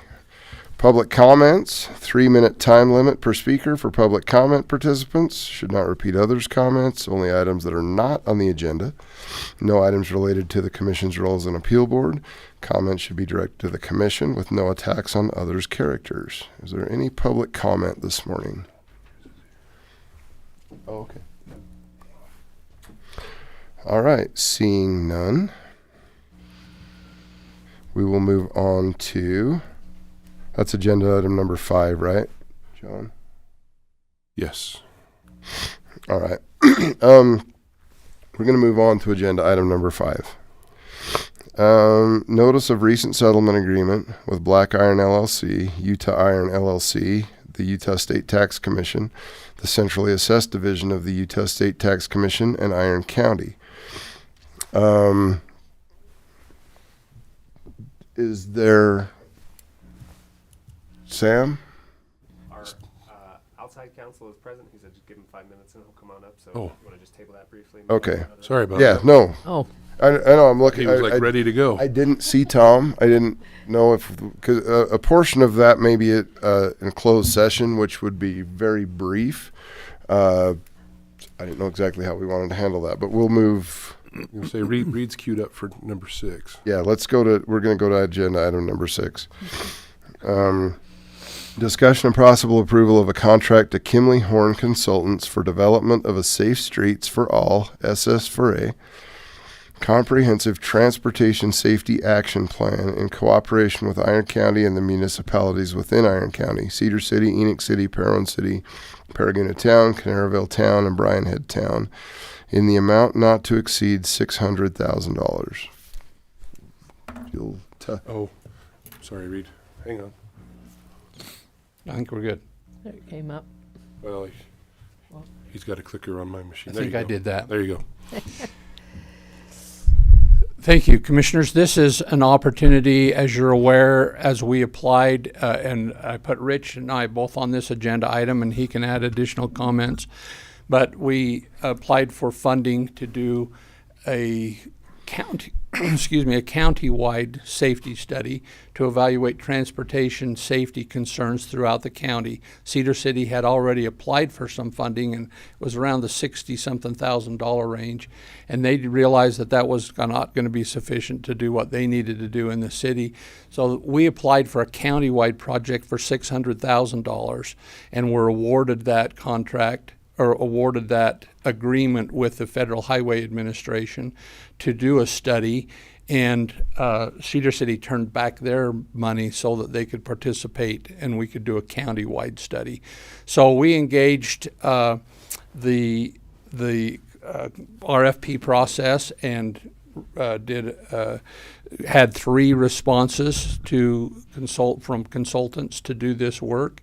All 3 were very good and qualified companies that do this type of work, and all currently have contracts for doing this very work in other areas, and so it was a difficult choice, but we feel real good about going ahead with Kimley Horn, who has done some other work for the county as well in terms of our access management plan for the Belt Route, and have been a good firm to work with. And so we recently, just the other day, got the final contract from Federal Highway Administration. I sent out copies of this Kimley Horn professional services agreement. We're still refining the scope of work and the dollar amounts not to exceed $600,000, and so we'd ask for your approval of this agreement to include the condition that the scope of work is finalized by staff, because there's just some technical aspects in that we want to review.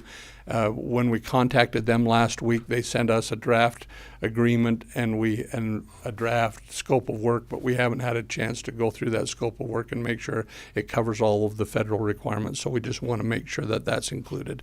So in approving this agreement, we'd appreciate just a condition that staff is comfortable with the scope of work and that we can go forward with that. Other than that, we're ready to move forward with this contract. I just wanted to show you what the time frame and what we're working for here is to have all of the work completed by March and April of next year.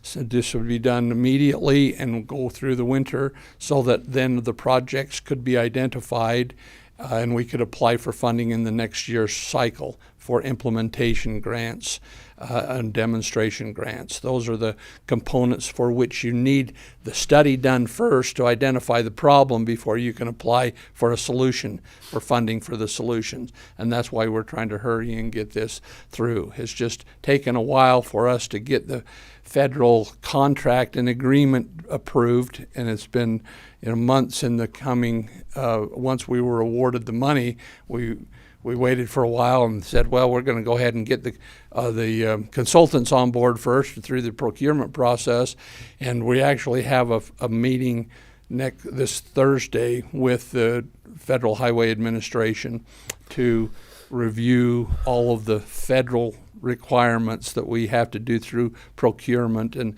so that would be another thing that I'd like to add on to the motion, is to approve this subject to compliance with the procurement process of the grant requirements. And so those would be included as well. But that's our time frame. That's the tasks that will be done. They'll have a huge component of this as a public outreach, and they are already on board to come down to this Cedar City safety thing that's going to be going on in a couple of weeks that Cedar City is doing. And we will be reaching out to each of the communities, and the consultants will be trying to say, okay, what areas of concern do you have and where are accidents? They'll have all of the hard data, but then they want to get all of the empirical information from the communities to say, what do you feel is an unsafe area, intersection, pedestrian, bicycle, all active transportation and vehicle transportation, to identify the potentials.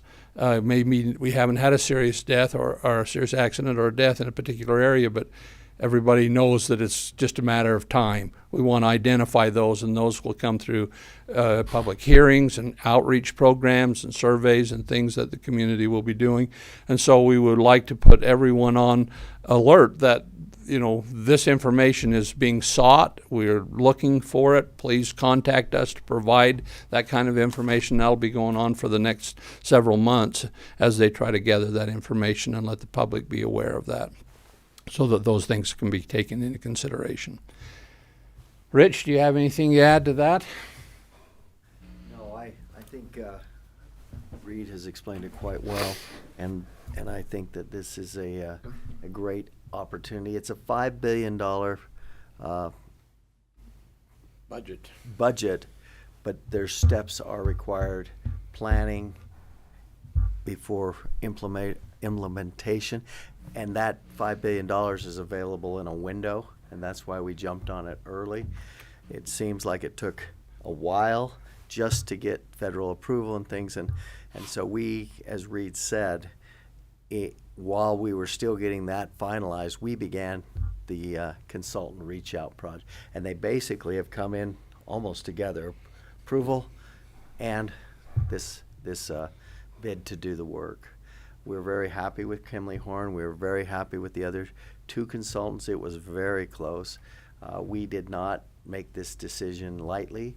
We included the rest of the RTAC committee. We had interviews. In fact, Kent from Cedar City and Rob and Reed interviewed all three companies last week to kind of ask pertinent questions and get a feel for how we as the county would benefit. One of our key concerns was that whatever solution they gave us could be applied to a situation, even though it wasn't. For example, if the intersection out here were studied, those conditions could just be transported to another condition somewhere else, and we would apply the same solution because they're just going to present us with solutions to situations, and they're not necessarily pinpointed at a location. This is the third year starting. Our funding came out of the second cycle of the 5-year program that was the $5 billion that was allocated on the federal level.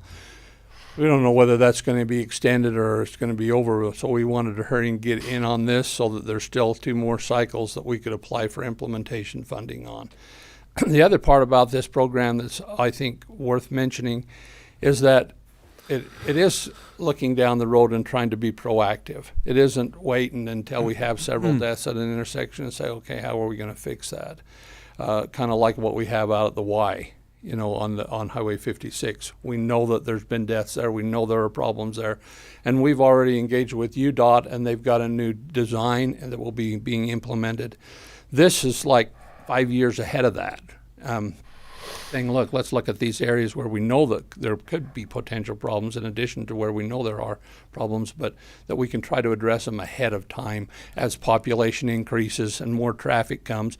Part of their evaluation is current traffic numbers and for growth where future traffic numbers will be, and say, boy, when we get double the traffic in that area, there's going to be a real problem in that area. That's what this process is.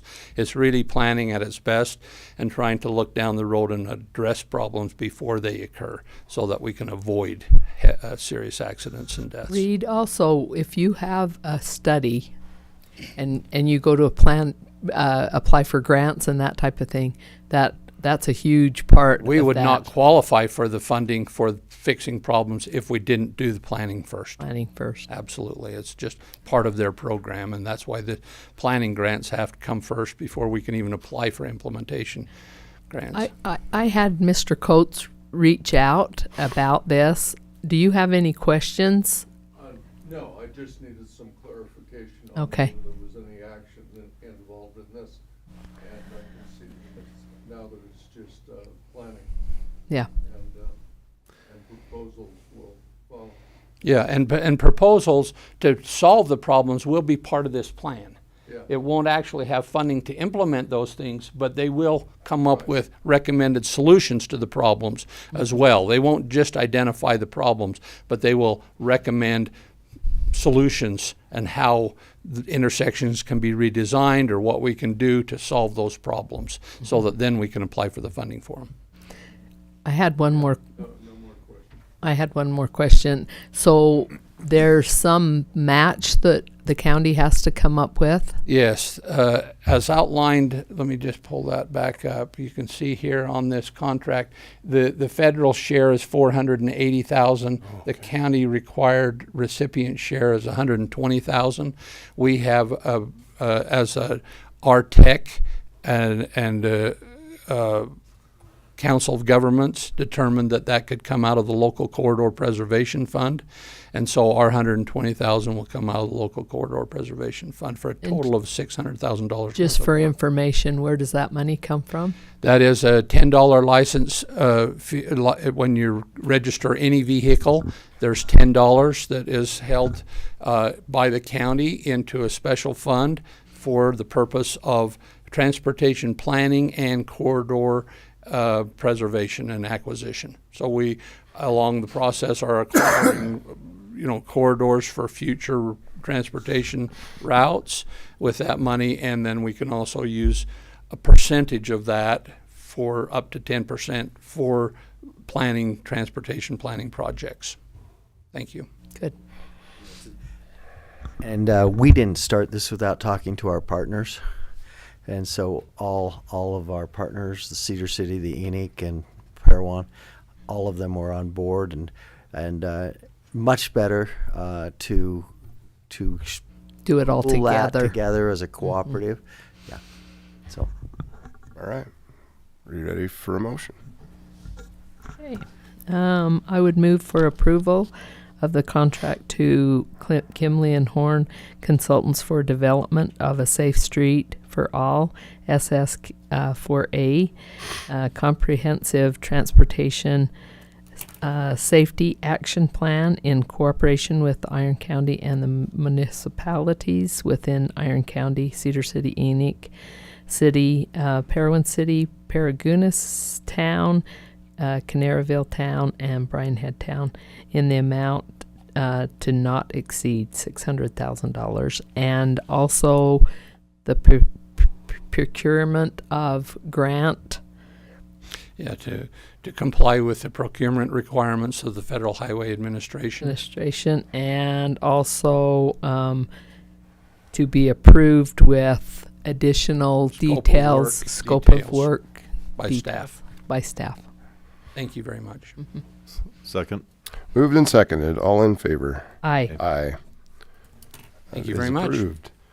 We'll go back to agenda item number 5. Mr. Peters is here. Mr. Chair. Yes, sir. Can I go back on Yeah. this? I was thinking about something else. I probably should have disclosed. I noticed when I read this, there's a Nancy Cousins, and that happens to be my cousin's wife. I didn't know she was involved in this, but I should probably disclose that. I haven't talked to her for years, but I should probably, maybe I should have abstained. Should I change my vote to Mr. Legal? Are you going to gain from this? No. But I just noticed her name last night as I was reading through that, and I thought, oh boy.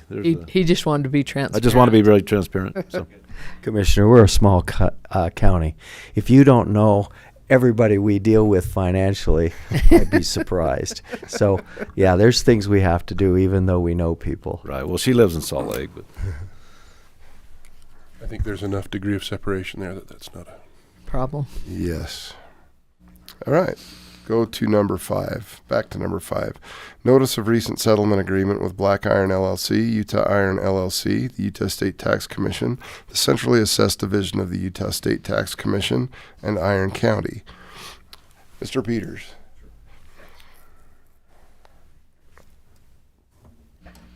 Thanks. So maybe we could introduce Mr. Peters. I'm going to let Mr. Peters introduce introduce himself. I thought you were sick of seeing me. We're getting there, but it's fine. Okay. And I didn't know if were we going to move into closed session before or after, or how would you? However you'd like to. It may make sense to have a closed session discussion first. Okay. And then we can take some time to discuss the things in open meeting. Okay. So can I get a motion to move into closed session? Which one do we need, John? It's right there on the agenda. This one. I will move to go into closed session. One, and to quote the code, it's 1C for a strategy session to discuss pending or reasonably imminent litigation. 52-4-205. 1C. Is that right? I see. At the top. I moved to enter a closed session under UCA 52-4-205, and then the subset is 1C for strategy session to discuss pending or reasonably imminent litigation. Got it. Okay, we'll move it. New cheat sheet I just saw. We'll move into closed session real quickly. Okay. All right.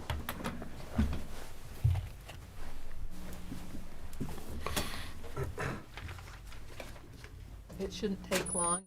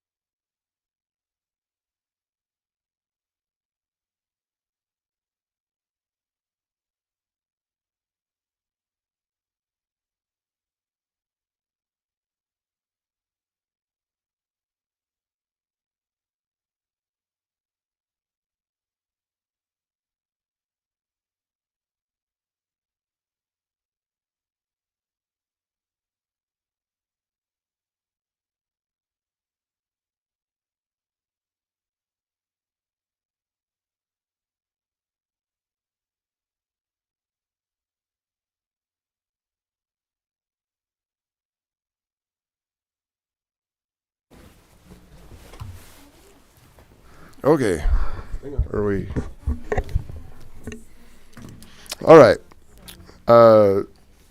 Chair is going to declare the closed session closed and back into a regular format.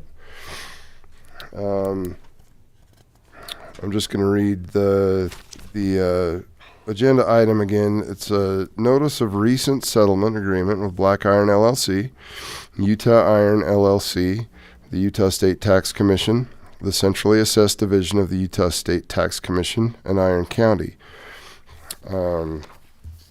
Iron County has a prepared statement that I'm going to go ahead and read, and then I'm going to turn the time back over to Mr. Peters, our counsel in this matter, to make a statement, and then we'll move on with the agenda. So, Iron County and its elected officials promote and encourage appropriate public access to government records so that its constituents are informed and apprised of county operations and fiscal decisions. While maintaining an openness to county government operations, Iron County is subject to Utah state law that protects the private and confidential nature of certain information.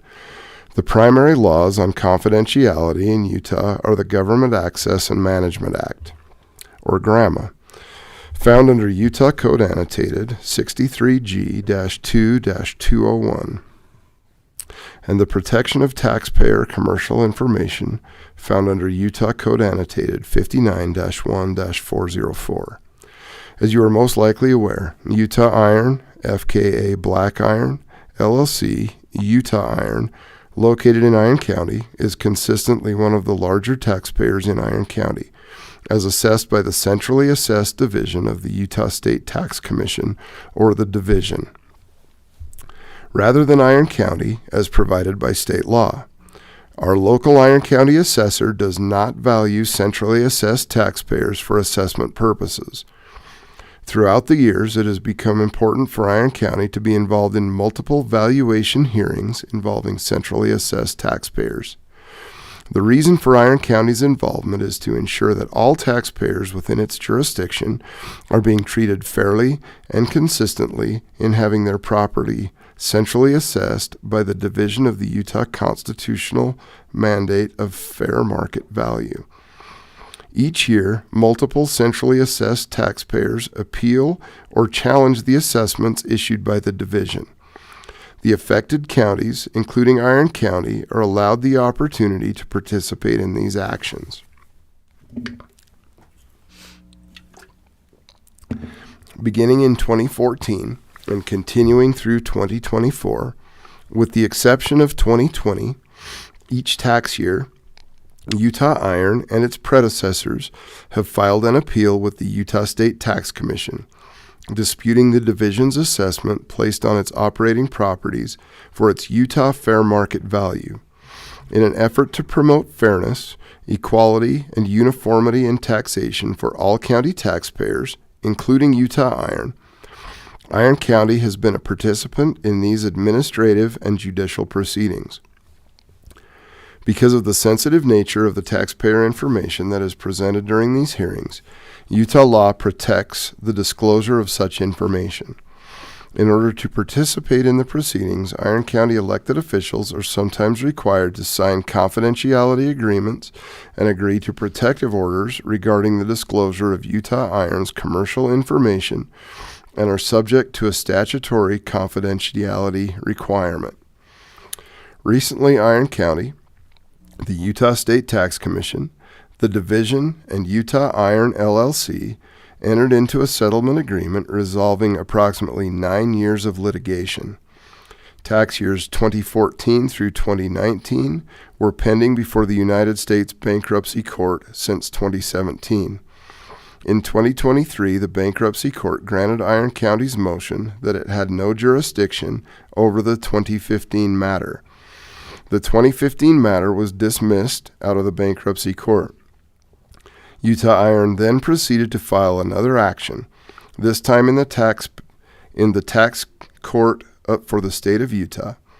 Tax years 2021, 2022, and 2023 were still pending before the Tax Commission. The Tax Commission held a trial on the valuation for 2021 during 2023. 2 weeks prior to the trial, the division abandoned its original assessment for tax year 2021 and issued a new opinion of value for the trial. The new opinion of value contained significant reductions from the abandoned original assessment and was presented to the Tax Commission. This decision, by assessing authority, also had potential impacts to the 2022 and 2023 assessments. No decision has ever been issued by the Tax Commission as to its determination of whether the division's revised assessment constituted a fair market value determination. Utah Iron has appealed the order to be able to participate in the matter before the Tax Commission. Iron County is optimistic that the 2024 valuation proceeding before the Tax Commission, once decided, will provide stability and a guidepost for future valuation years. While most information is protected by the confidentiality agreements and the protective orders entered by the Tax Commission and the Tax Court, the following information is protected from disclosure under Utah law. Property tax appraisal worksheets, Section 63G-2-305, subsection 22. Property tax utilities appeals.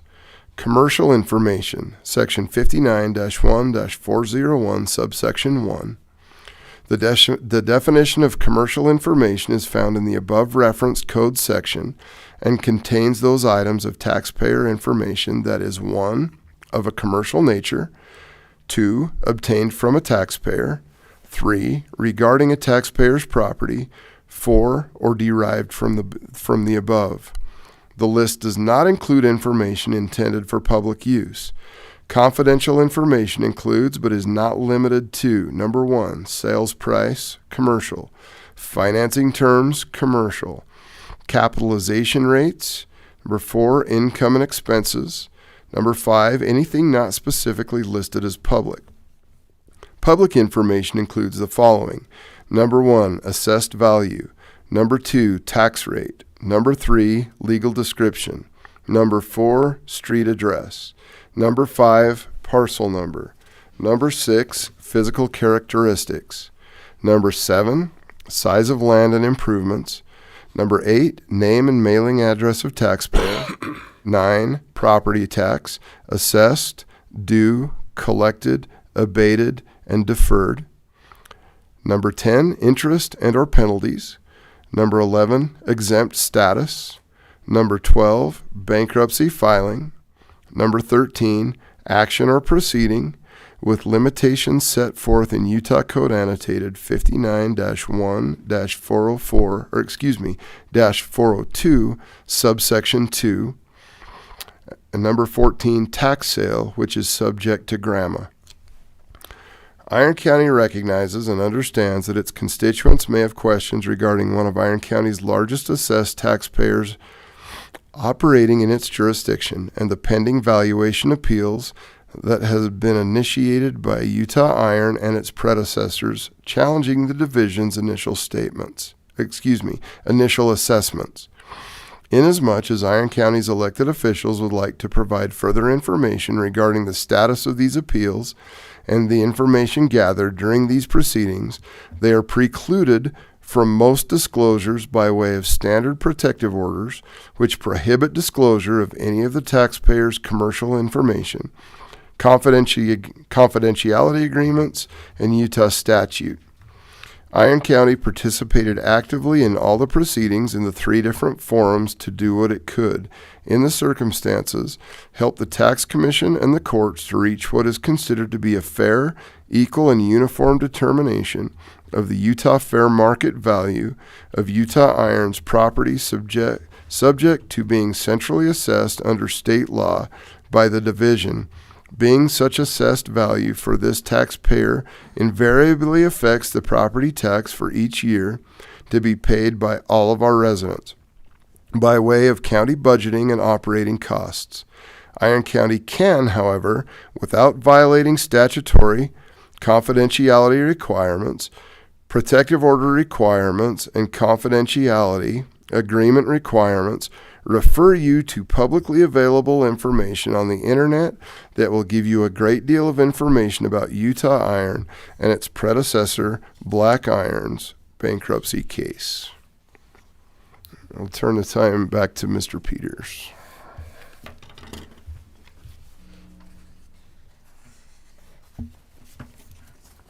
Thank you, and thanks for having me here today. I just wanted to follow up on the statement by the commission and address some additional items. I think that the public, I understand, has some interest in, and the commission wanted to have provided to the public. You know, one thing, if it hasn't been made clear yet, and just for maybe some novices out there, the Iron County Commission does not value Utah Iron. It doesn't value centrally assessed property.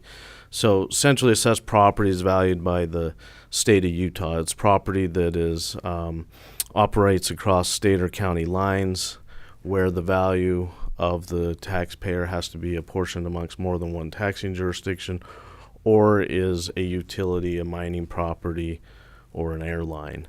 And so because for a number of reasons, the state of Utah decided that they had the expertise to value these types of properties, as well as the fact that you didn't want, say, Pacific Corp, for example, that operates in 28 out of the 29 counties. You didn't want Pacific Corp getting 28 separate assessments from the county assessors, plus not every county in the state of Utah may have had the expertise to value a complex electric utility generating property. And so therefore the Utah State Tax Commission and its centrally assessed division is tasked with those valuations. That's the same for mining property. And so they're the ones that do the assessment. They issue the assessment, they make they send down the books and or they send down the assessment rolls to the county auditor and say, put these assessments on your books and records, and then the auditor sends it over to the treasurer for collection. And that's kind of how, in a nutshell, centrally assessed properties are valued. Well, it's not how they're valued, essentially, but that's how the kind of the day-to-day operations of how the assessment goes out. The treasurer then sends the bill to the taxpayer for collection, and then once the money comes in, the county uses it for budgeting as well as disbursements to provide services to its residents. Taxpayers are allowed to appeal when they receive the assessment, like Iron County would receive the assessment, but the taxpayers are allowed to appeal and challenge that assessment, and they must do so within 90 days of receiving the assessment or by August 1st. Once the taxpayer appeals the assessment, since 2016, Iron County is allowed to participate, but they have to file a cross appeal in order to participate in the proceeding. And it is important for Iron County as well as other counties to participate in these proceedings, because then they have a seat at the table, they have an understanding of what's going on with that valuation, and they also have a understanding of what the division has done with the assessment, and if there are going to be any adjustments to those assessments. They also have the opportunity to work with the state of Utah and its division, as well as with the taxpayer, to see if they can come to a resolution. Now, with Utah Iron and its predecessor, Black Iron, and even before that, CML, dating back to 2014, CML had filed an appeal with the Utah State Tax Commission challenging the assessment. Black Iron attempted to file an appeal in 2015, but it was deemed untimely because they had missed the statutory deadline for the appeal. And then they did file an appeal for 2016 through 2019. And then in 2017, they entered into bankruptcy, and so they sought protection under the federal bankruptcy court. So with the filing of the bankruptcy court in 2017, and then the subsequent valuation years of 2018, 2019, Utah Iron and its predecessor Black Iron, they were in bankruptcy and had bankruptcy protection, but they had still filed those appeals because they needed to protect their dispute to the assessments done by the tax commission. During this time period, if you would, folks probably know more than I would as far as because you were probably aware of the fact that the mine had closed down around 2015. And so the division still was valuing the property in 2015, 2016, 17, 18, and 19, consistent with the prior valuations of when the mine was operating, or at least their opinion of value may not have necessarily been reflective of a closed mine, but those were some of the allegations that were made in the litigation, is that the mine was closed. Now, those were kind of the bankruptcy years, and 2015 was still tied up in the bankruptcy years because the tax commission had deemed that the appeal for 2015 was untimely. And so Iron County and the Utah State Tax Commission also participated over in the bankruptcy, and there was a series of motions filed regarding 2015 that said that the bankruptcy court didn't have jurisdiction on that because the Utah State Tax Commission had already decided under its rules that the appeal for 2015 was untimely. And so the bankruptcy court agreed or just made the decision that it would refrain from exercising jurisdiction, and it wasn't going to do anything with 2015, and kind of dismissed 2015 out of the bankruptcy. And at that point, in the spring of 2024, Utah Iron now filed an action in the tax court regarding the 2015 matter to have that move forward. I'm just giving you the background and the history because now I'm going to move into some of the other years. So 2015 was pending over in district court with a filing in the spring. 2014, 16, 17, 18, and 19 were still pending at the federal district court, and the parties, the Utah State Tax Commission is a party over there, Iron County was a party, as well as Black Iron and Utah Iron. They were parties over in the bankruptcy, and we had come up with a schedule to have a valuation hearing for 2014, 16, 17, 18, and 19, meaning that over the next year and a half to 2 years, the remainder of 2024 and 2025, the parties would hire expert witnesses and value the mine for each of those tax years and present those to the judge. We were working on the schedule. We had prior schedules in place, but the schedule kind of got derailed for various reasons of the litigation and different motions in the 2015. The parties wanted to see what would happen with 2015 first before we decided to have a full valuation hearing on 2014, 16 through 19. And so a schedule was in place, and we were modifying that schedule. And so we were looking to have a trial probably towards the later part of 2025, which means that Iron County, as well as the other parties, would have been involved in litigation for those 5-6 tax years over the next year and a half. There would have been substantial costs with expert witnesses, as well as attorney's fees and court costs, and the parties would have moved forward with depositions and things of that nature.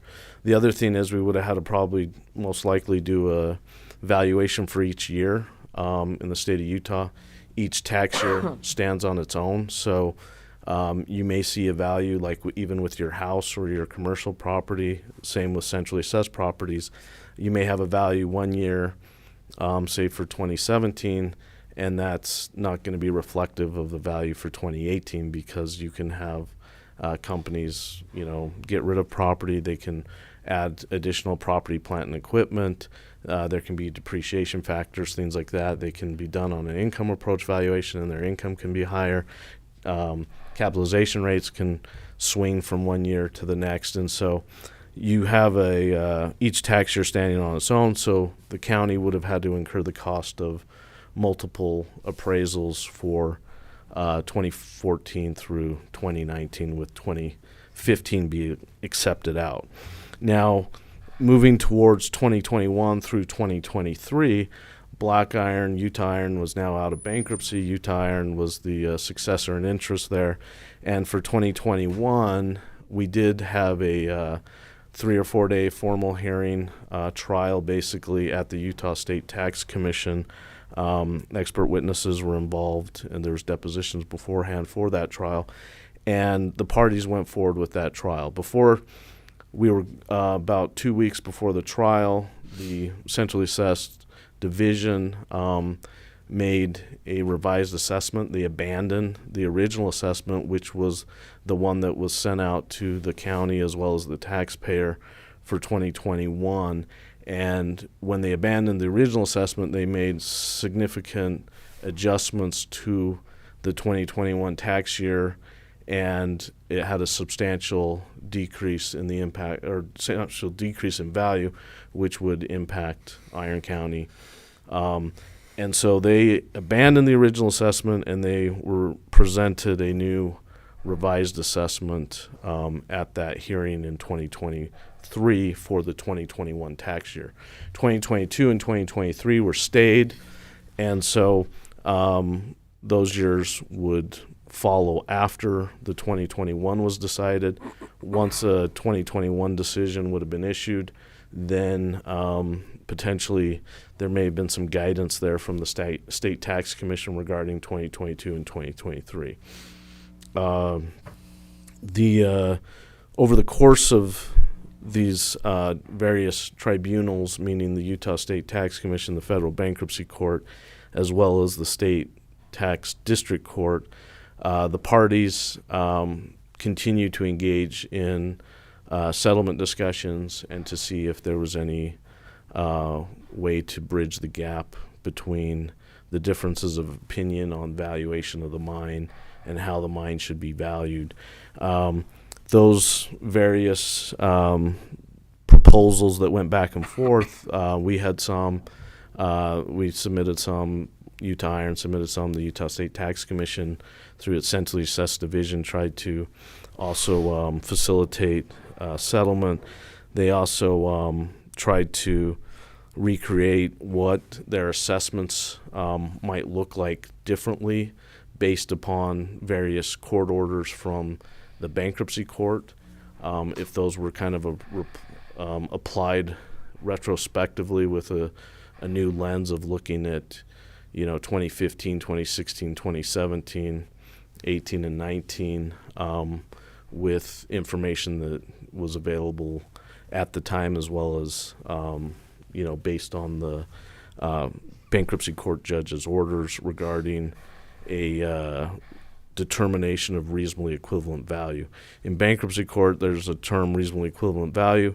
It's not the same as fair market value in our opinion, but there could be some overlap, or at least some recognition that some of the things may be similar, but it's not fair market value. However, when you're dealing with a closed mine for those years, it might be something that we would want to consider in looking at whether or not a resolution could be achieved. And so as the parties were getting ready for an evidentiary hearing, we did have the opportunity to meet and discuss potential settlement, and not just settle the bankruptcy years and the tax court year, but settle as well through 2023, which was pending at the tax commission. And so the Utah State Tax Commission, the Centrally Assessed Division, the Utah Iron LLC, and Iron County were able at this point to resolve some of their differences and enter into a settlement agreement. That settlement agreement resolved basically 9 years of pending litigation in 3 separate tribunals. For each of those years that were at issue, except for 2015, the values were different than what was the assessed value from the Utah State Tax Commission, but the Utah State Tax Commission, through its centrally assessed division, recognized that those assessed values, with the exception of 2015, may not have been accurate under some of the circumstances, taking each tax year on its own. And so we were able to resolve that in a global settlement. And if you recall, in my discussion earlier, 2021, the division had abandoned the original assessment that they sent out in May of 2021. And so that needed to be altered. Over the course of the bankruptcy, there was many allegations that were made against Iron County. However, none of those allegations were proven to be true before any court or before the tax commission. No judge had made any findings of misconduct by any elected officials in Iron County, and the taxpayer retracted all of its allegations against Iron County officials with the withdrawal of those offending documents. There was also allegations that Iron County had violated the automatic stay.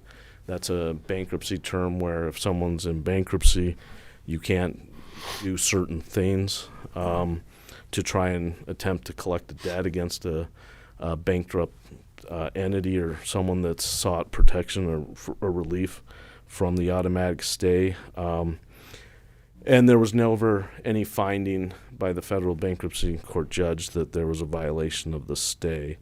There was also some allegations about the county treasurer's statements during a Planning and Zoning Commission meeting in June 18th, 2020.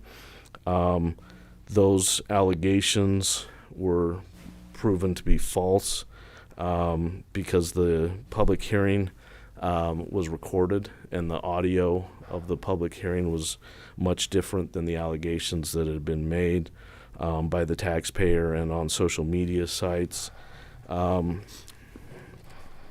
allegation was that at the time that the county commission, and I believe Commissioner Wood wasn't a county commissioner at the time, but she'd been elected, I think. And so at the time there was some complaints from citizens about the mine closing off access of public roads. And so based on those complaints from citizens, Commissioner Bleak, I believe, and Commissioner Cousins were asked to attend or a gathering or to investigate that, and with the Federal Bureau of Land Management. And so there was a video made by the Federal Bureau of Land Management showing the commissioners out at the site. They were actually on public land at all times, I believe, during that discussion. And there was never, they were investigating the citizen complaint that access had been blocked, and the audio or the video, I believe, proves that some of that access had been blocked on the public lands, and I think you worked to resolve that, is my understanding, or in the process of resolving that for the citizens. There was also allegations of perjury, but again, those allegations have all been withdrawn. There was never any finding that any county official perjured themselves. Also, court filings requesting something that the court do based on allegations, those themselves are not a finding by the court.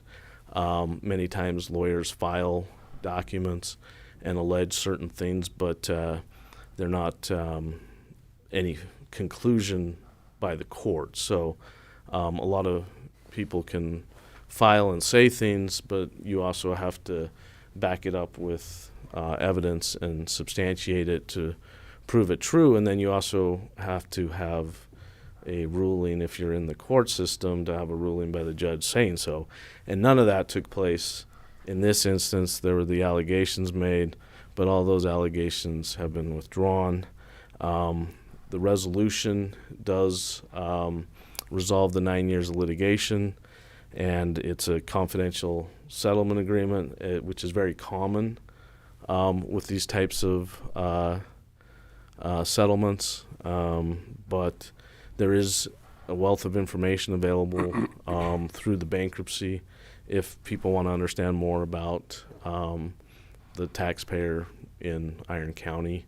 And most of, I believe, the information at the bankruptcy court for 2014 through 2019 for those tax years is available or publicly available information.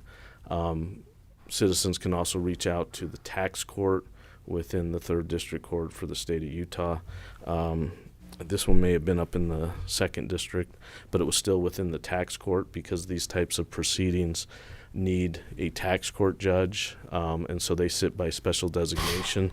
And so if you needed information on 2015, potentially you could reach out there. And then the Utah State Tax Commission is also another body that would have information relating to 2021 and 2023.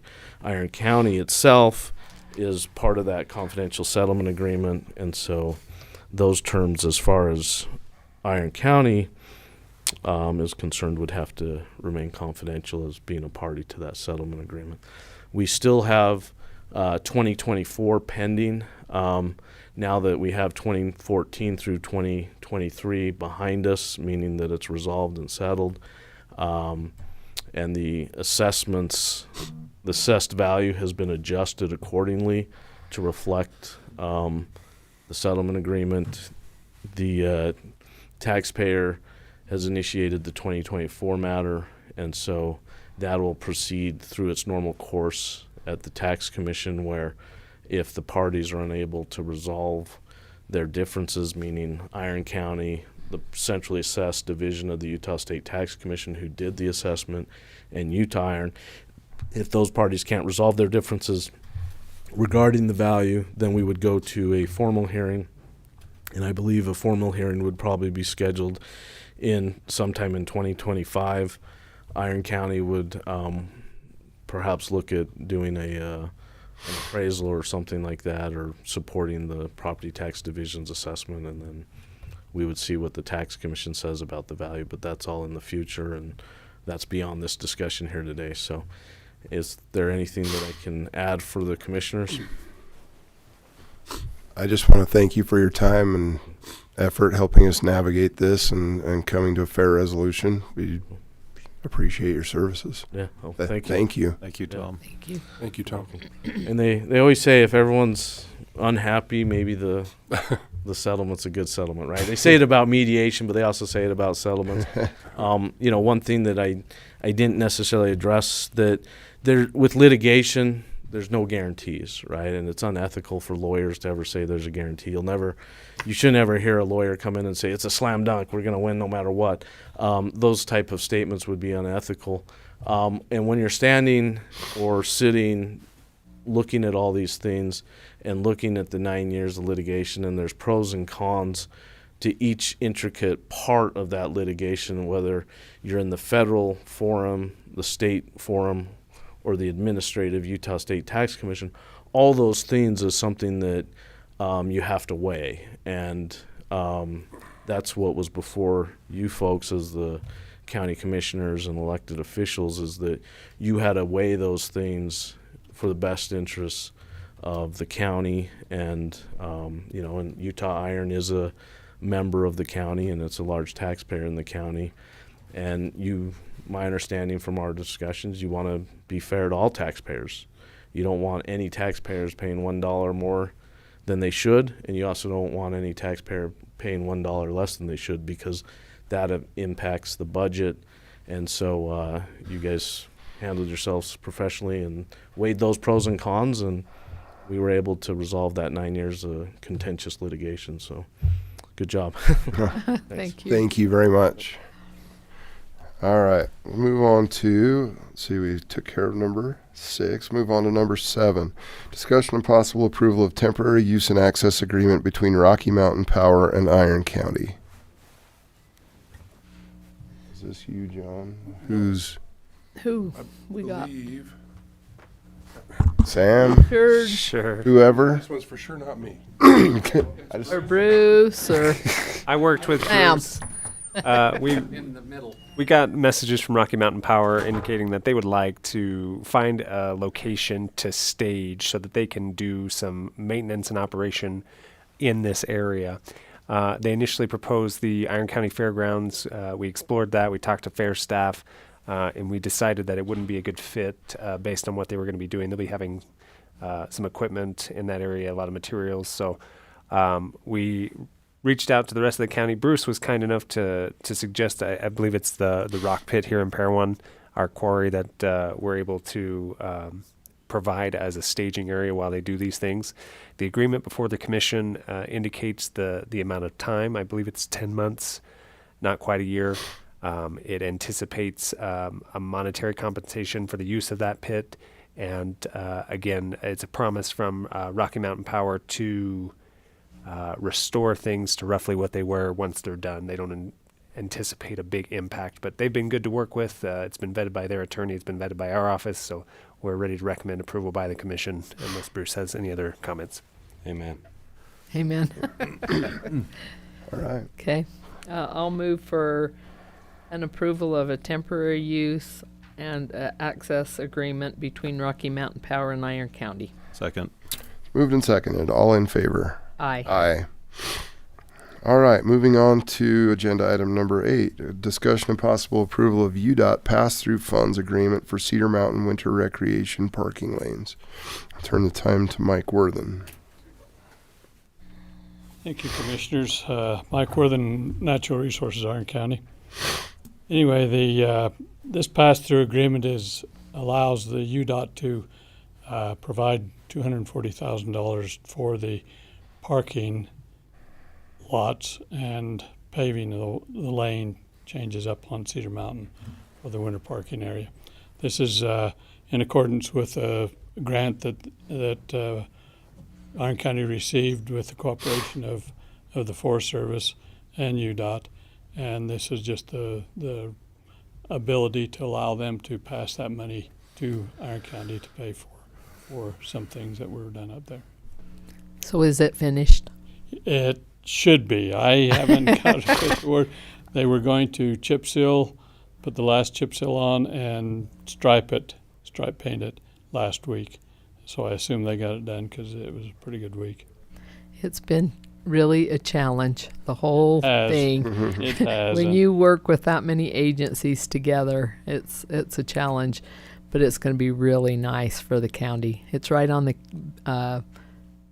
Kane County and Deer Hall Iron there. County line. Yeah, so. Oh, it'll be a good project, but like you said, it was a puller for a while. And that's about it. How much for the minutes? How much? 275,000. 75. Okay. All right. All right. I'll make a motion to approve the UDOT pass-through funds agreement for Cedar Mountain winter recreation parking lanes in the amount of 275,000. Second. It's moved and seconded. All in favor? Aye. Aye. It is approved. Also, Mike, agenda item number 9, discussion and possible approval of cooperative agreement with the Dixie National Forest to move funds to Iron County to help pay for the Cedar Mountain winter recreation parking area, parking lots, and turning lanes. Okay, this is on the same grant that we received to do that parking area, and it allows the Forest Service to transfer $61,000 over to Iron County, which is in addition to the initial amount of money that they had committed in the grant. And this is mainly to pay for the restroom and paving of the restroom out front, the apron. Great. I would move for approval of the cooperative agreement with the Dixie National Forest to move funds to Iron County to help pay for the Cedar Mountain winter recreation parking lot area, parking lots, and turning lanes for $61,000. Second. It's been moved and seconded. All in favor? Aye. Aye. All right. Moving on to agenda item number 10. Yes. Discussion and possible approval to grant an ingress egress access easement on APN B-968-4 located in the legal description included in the Go give it to Bill now, would you? whatever this paper is in the agenda. John or Sam? Okay, so I had Rick reach out to me the other day, and this is a follow-on from the discussion from when we purchased the parcel for the jail. I believe there was some misunderstanding about whether an egress easement was to be deeded back, and maybe I'll defer to Sam as far as, because you dug into it late last week, as far as this agenda item. What would you like me to opine on? Kind of, what's the narrative here? I mean, we've got an easement. I believe the expectation on Candor's part was that we convey that back to them at the time of closing. Was that in writing? Well, I don't know. I didn't see it in writing, but I was under the impression that they signed the agreement and everything was done, and then after the fact said, "Oh, by the way, we'd like a." That's like you felt like it was after the fact. That's what I had heard in the beginning. Is that? That's the way it came to me too. When it was after the fact, but Well, I can. that's it. So Okay, Mike's the one that was. So in the involved initial in the agreement. in the initial negotiations with the property, that easement was always part of that deal. In fact, I believe that our deal with Candor Development hinged on that easement, because had it not been granted, they would have actually had an island of property that was inaccessible. We talked about that easement on the north side of the property.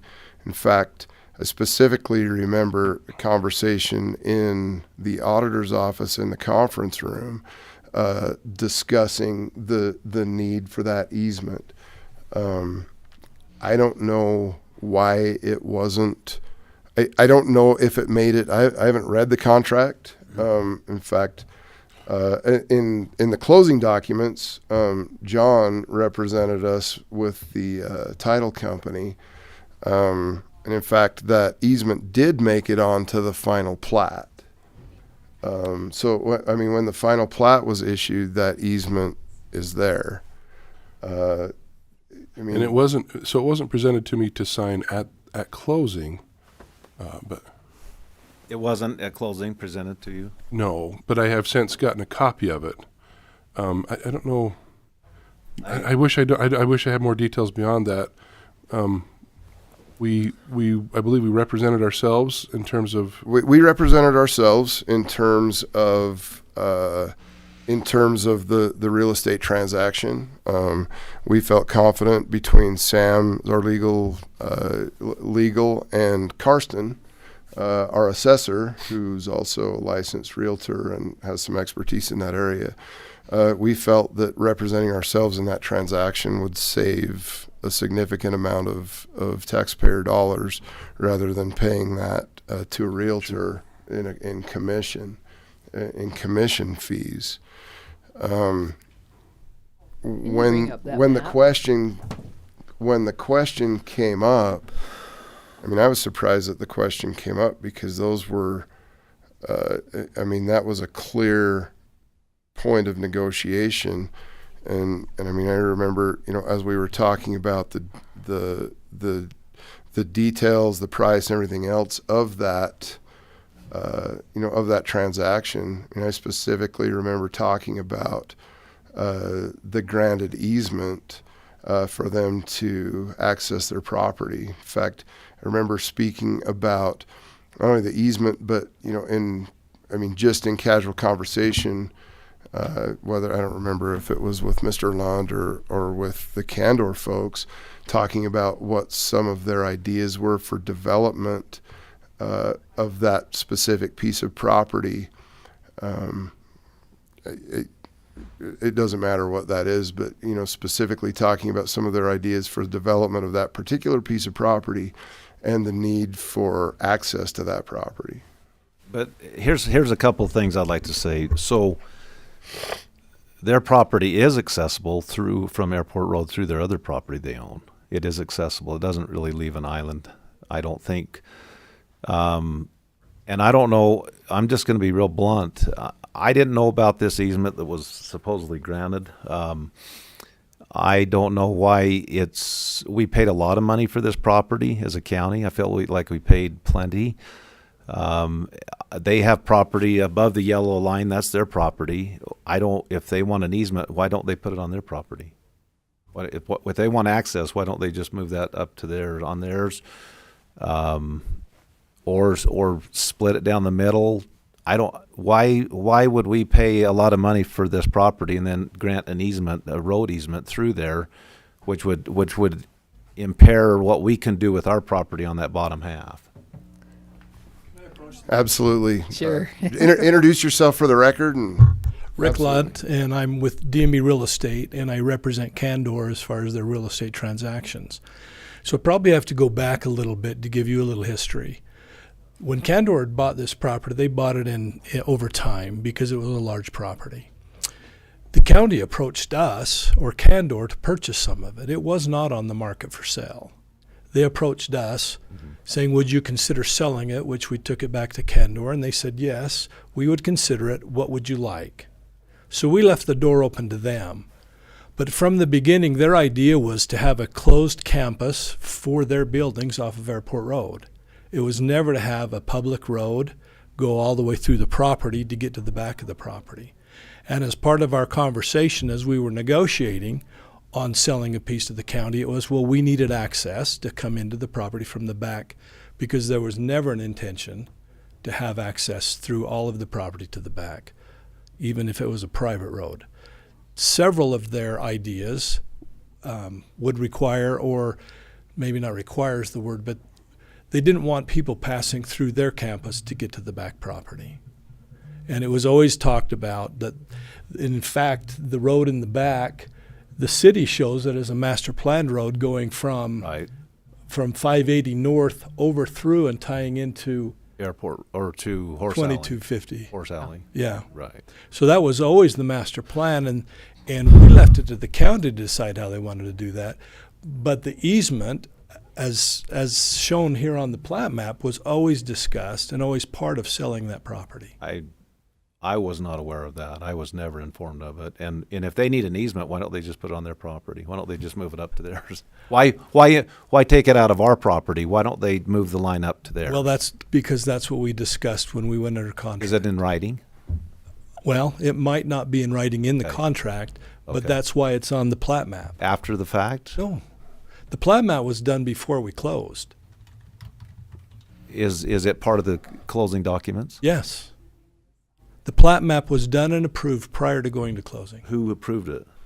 Who approved the plat map? The commissioner, the county attorney. I mean, this was a discussion prior to going into the closing. I mean, this was a discussion from the very beginning.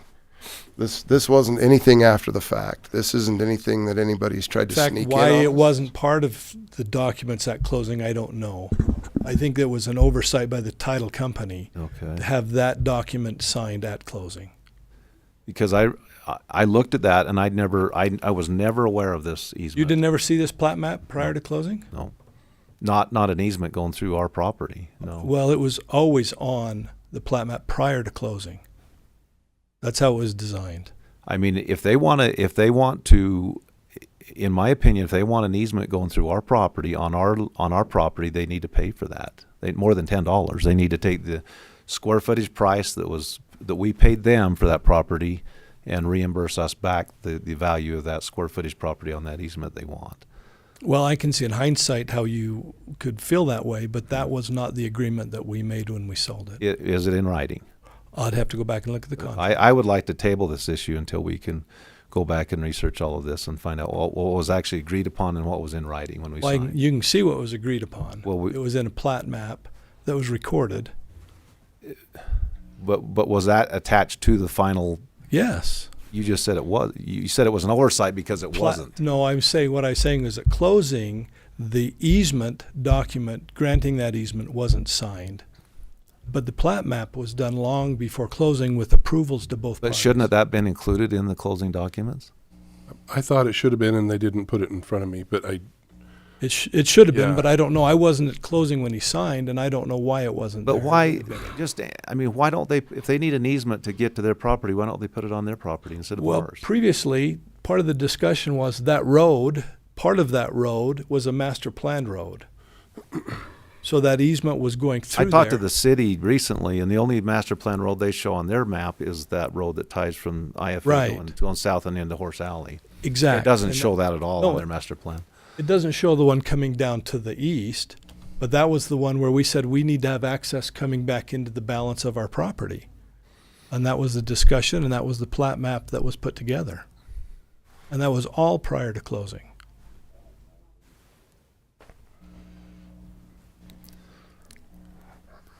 What kind of consideration was discussed for that easement? Was that in writing? The consideration that was given was they agreed to sell the property to the county with those stipulations involved to give the easements. They didn't have to sell it to the county. It wasn't on the market. No. The county came to them and yeah, asked. Right. But just in the interest of the county to pay as much money as we did for the property, which we paid a pretty price for it, and then to give that land back for $10, I just don't. I just have a problem with that, Rick.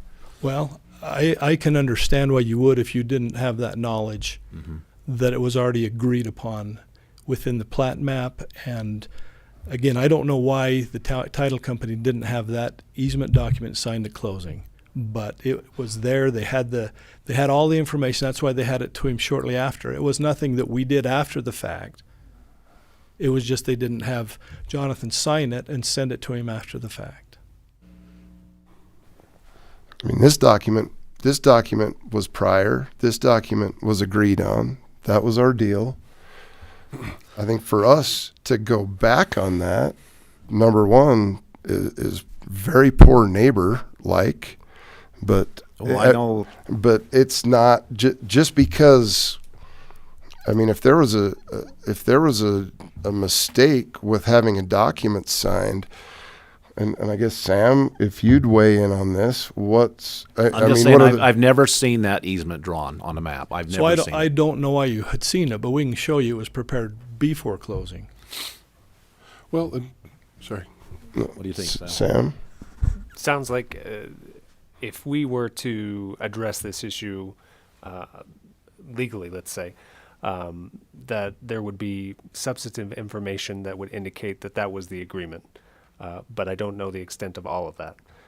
So take that for what you will as far as the information shows that this occurred prior and not after. But again, maybe more information needs to be delved into. Did you represent Candor on the sale? I did. Okay. Yes. I just wonder, I reached out to Shelley late last week, and I was quite busy, so I didn't have a lot of time to follow up with her, but she was able to produce the deed for me. But I wonder if maybe we could take a harder look. Maybe we could sit down and take a harder look at all those closing documents. What kind of time frame, what kind of urgency are we talking? If the commissioners table this for now and we bring it back in 2 weeks, maybe we can dig a little bit deeper on it. What kind of urgency are they? I mean, I know it's been... Well, it's been a long time since closing. I don't know the exact date. It was April of last year, so... Yeah. I think they would like it done immediately under the understanding that... I mean, but my question is, are we holding them up if we... Potentially, yes. Okay. I didn't know about it either. It seemed like that was an after-the-fact discussion that the rest of us had because we weren't in the negotiation. Sure. And well, I'll be honest, I wasn't in the negotiation too, and I'm having a hard time believing that this is a surprise. I don't know. I expected the easement to be put in front of me at closing.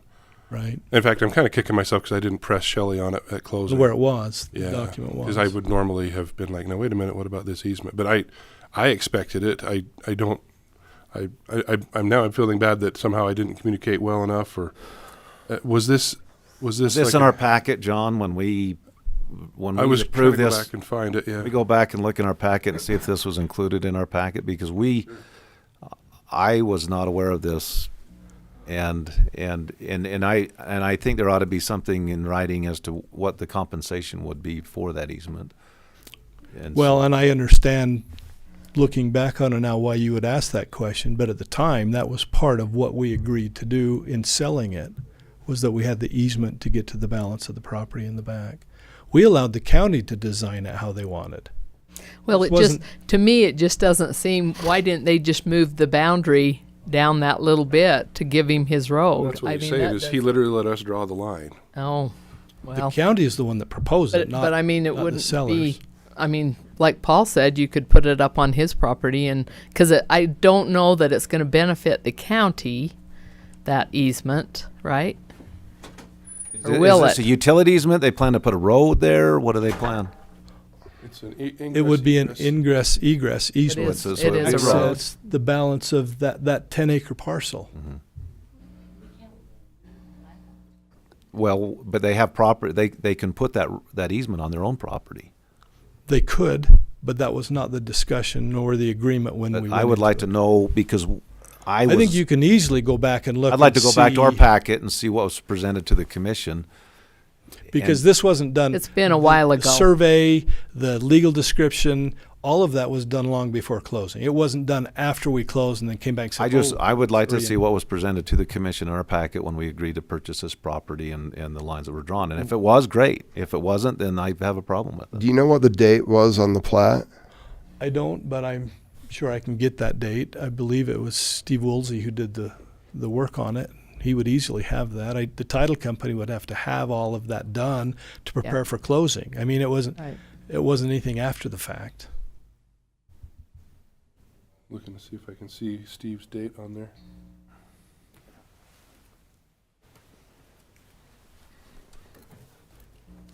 Is that right down where he stamped? Oh, it's This one's the digital version, so it's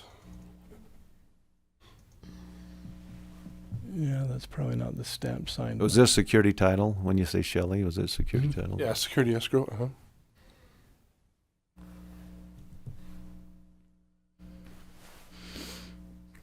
Just looking at the narrative and see if I could see any clues there. Yeah, jump in. Absolutely. I was going to ask you if you had anything, Reed, because you're smarter than us. No, no. I only have information in that Michael Platt from Platt and Platt. We had a discussion not too long ago about whether they would be preparing, because they've done a lot of the surveying for the project, and in preparation of a road dedication plat that would grant the public access. If you scan down just a little bit, John, let me point out where that would go and what we talked about. If you just kind Down, of bring it back down just a little bit. Oh, sorry. So for this portion, It's a public road. was that this road Yes. was dedicated right here as Correct. a public right. Yep. Correct. Yep. And I don't recall whether this was in his draft. I texted him earlier and asked him to send, if he could send me a copy of that, whether he had it prepared or not. And I haven't seen it yet.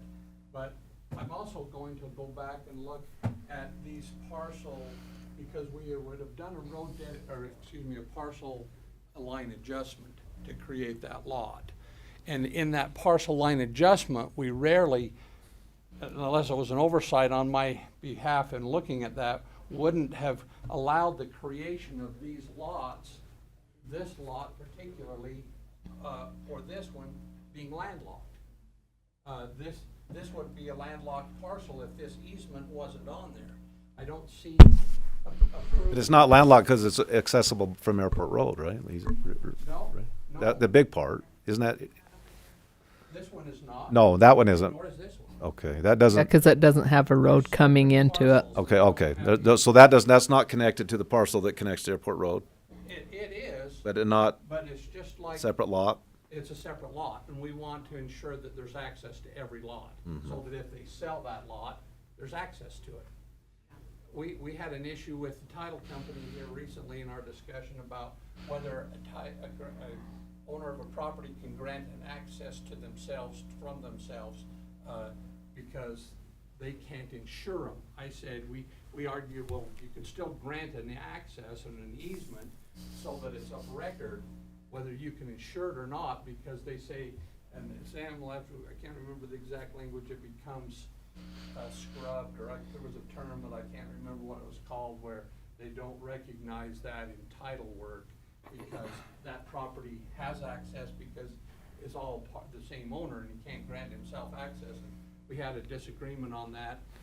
But what I always review is when we look at lot line adjustments and creating lot lines, whether or not in the approval of those creations, that we don't create a lot that's landlocked, that there is an easement to it on all of those. And so I will go back and look and see in the approval of the creation of those lots, those parcels, whether there was an easement on that or not. So I haven't found anything directly in the packets yet, but I did run across this, and this was the ALTA survey prepared by Darrell Brown from Watson Engineering.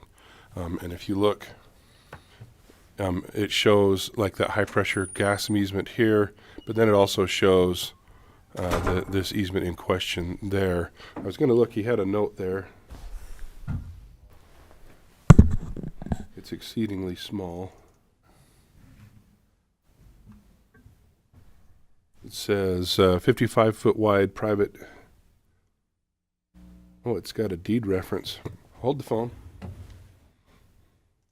And it is a private, so the I think it was county always- can't use it either? Well, we would have been the grantor. So if But that I'm was saying- granted, could we use that to access our property? Sure. Well, it's on our property. That was the whole purpose. You would use it to access it yours, they would access to use theirs. And who pays for the street? The county, it's on the Not county. a dedicated roadway, so we would have to. So you're saying we would have to pay to put the street in? Well, typically, and I don't know how it would be affected, but normally the entity or the county or the city would put it in the middle of the road, and then whoever develops on either side does their portion of the improvements as they. So they would do half of it, and half of it would be done by the county. Right. As they develop those lots. Their frontage would be improved through the building permit process. Mm-hmm.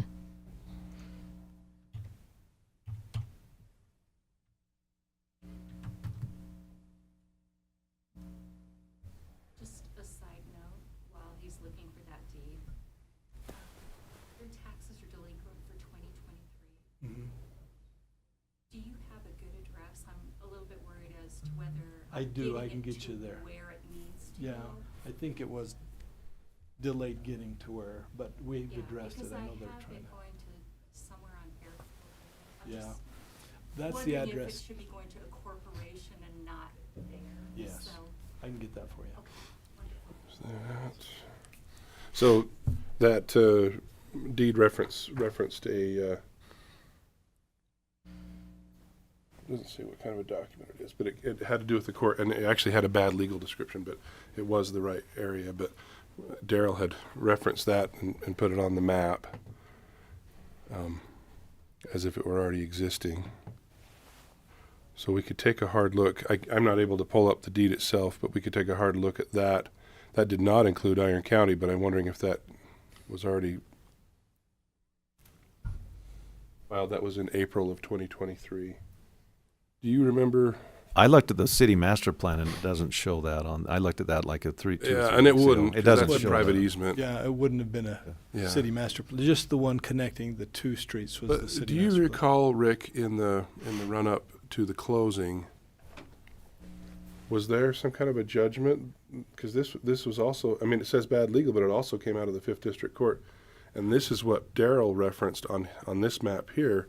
This, So prior to being able to was there a- close with the county, there were gaps with the Oh. properties because it had been, it was a large parcel of property. So they did a that, you know, cleanup. So they had to clean it all up, yeah. So that's not what this was? No. Okay. So he referenced that, but that's not what this was? Yeah. Okay. Okay. Yeah, you can see even on the engineering, there's some gaps and different things that are in there that they had to clear up. That wasn't that your Grandpa Paul's? It was my my great He's your uncle, great my uncle. father's first cousin. Okay. Yeah. It was. I remember standing in that field many years ago. Yeah. Yeah. Yeah. But I knew there were issues. But this was a They cleanup do deed. kind of a quiet title, clean Yeah, it up, right. because there were gaps and overlaps. And Okay. but it was never anything after the fact. You can see from the paperwork that this was all before. I wish we would have seen it. Yeah. Well, I I don't wish we'd have know- been aware of it. I don't Well, know. and Because I would have had a problem with it if And there I think was. some of us were, and I don't. I guess. I wish we would have. Yeah. Right. I don't know where that. I mean, I'll make a motion. I'm sorry, Rick, but I'll make a motion, and maybe I'll get a second, maybe I won't. But I'll make a motion that we table this until the next meeting, until Reed can do the research he needs to, and we can talk to the title company and see why this wasn't in writing.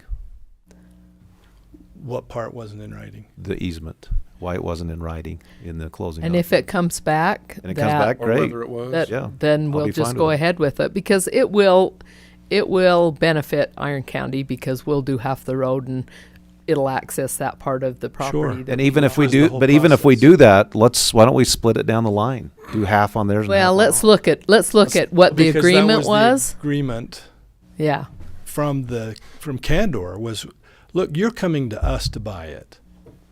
I We get haven't that. put it I out get there that. on the Yeah. market. Tell Yeah. us what you would like, propose it to us, and then we'll consider selling it to you. And this was the proposal that was agreed upon. Yeah.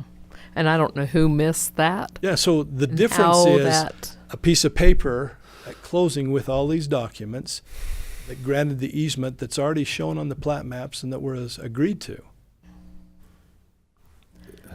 But it's a problem to me that 2 out of 3 elected officials didn't know about this before we voted on the purchase. And I of don't this know property. how I think we could certainly do some digging. I mean, I think 2 weeks is, I mean, they're not going to sell Are they those imminently properties. breaking ground? Are we? I mean, I know. Yeah, no.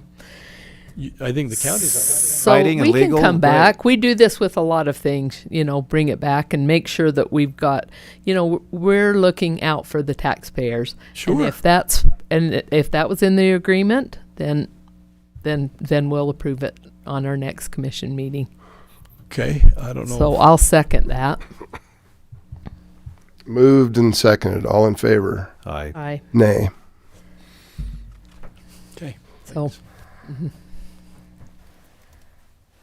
All right, move on to Rick. Jennifer. Rick, he's No, I'll follow up with you later today, and let's see if we can get it about. Maybe we can go visit with Shelley and look at a couple. Oh, she is out of the country. Okay, that's right. She's in Amsterdam, I think. Oh wow. Was it Ireland? Oh, I was Ireland. Oh. Lucky duck. Yeah. Thanks, Rick. You ready? Please. All right. In Sheriff's Office Corrections, both Jacob Borges and Ryan Robison were selected from the most recent recruiting process to backfill the vacant full-time Corrections Deputy 1 positions, effective 9/2 of 2024. In the Building Zoning Department, Trent Zuccotti has been selected from the most recent competitive interview and selection process to transfer from a full-time roads maintenance technicians to a full-time building zone code enforcement officer, effective 9/15/2024. And then in the attorney's office, Cheyenne Bentley was selected from the most recent recruiting process to backfill the vacant full-time legal assistant position, effective 9/3 of 2024.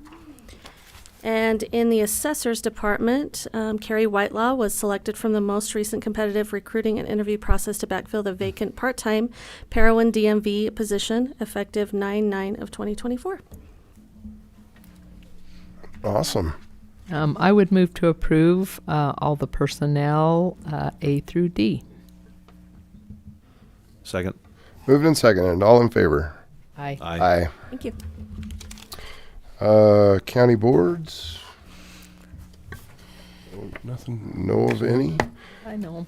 I don't know that we have any other closed session material. Sam? Sammy? Nope. Just All one right. today, huh? One today. All right. Nice. So declare this meeting adjourned.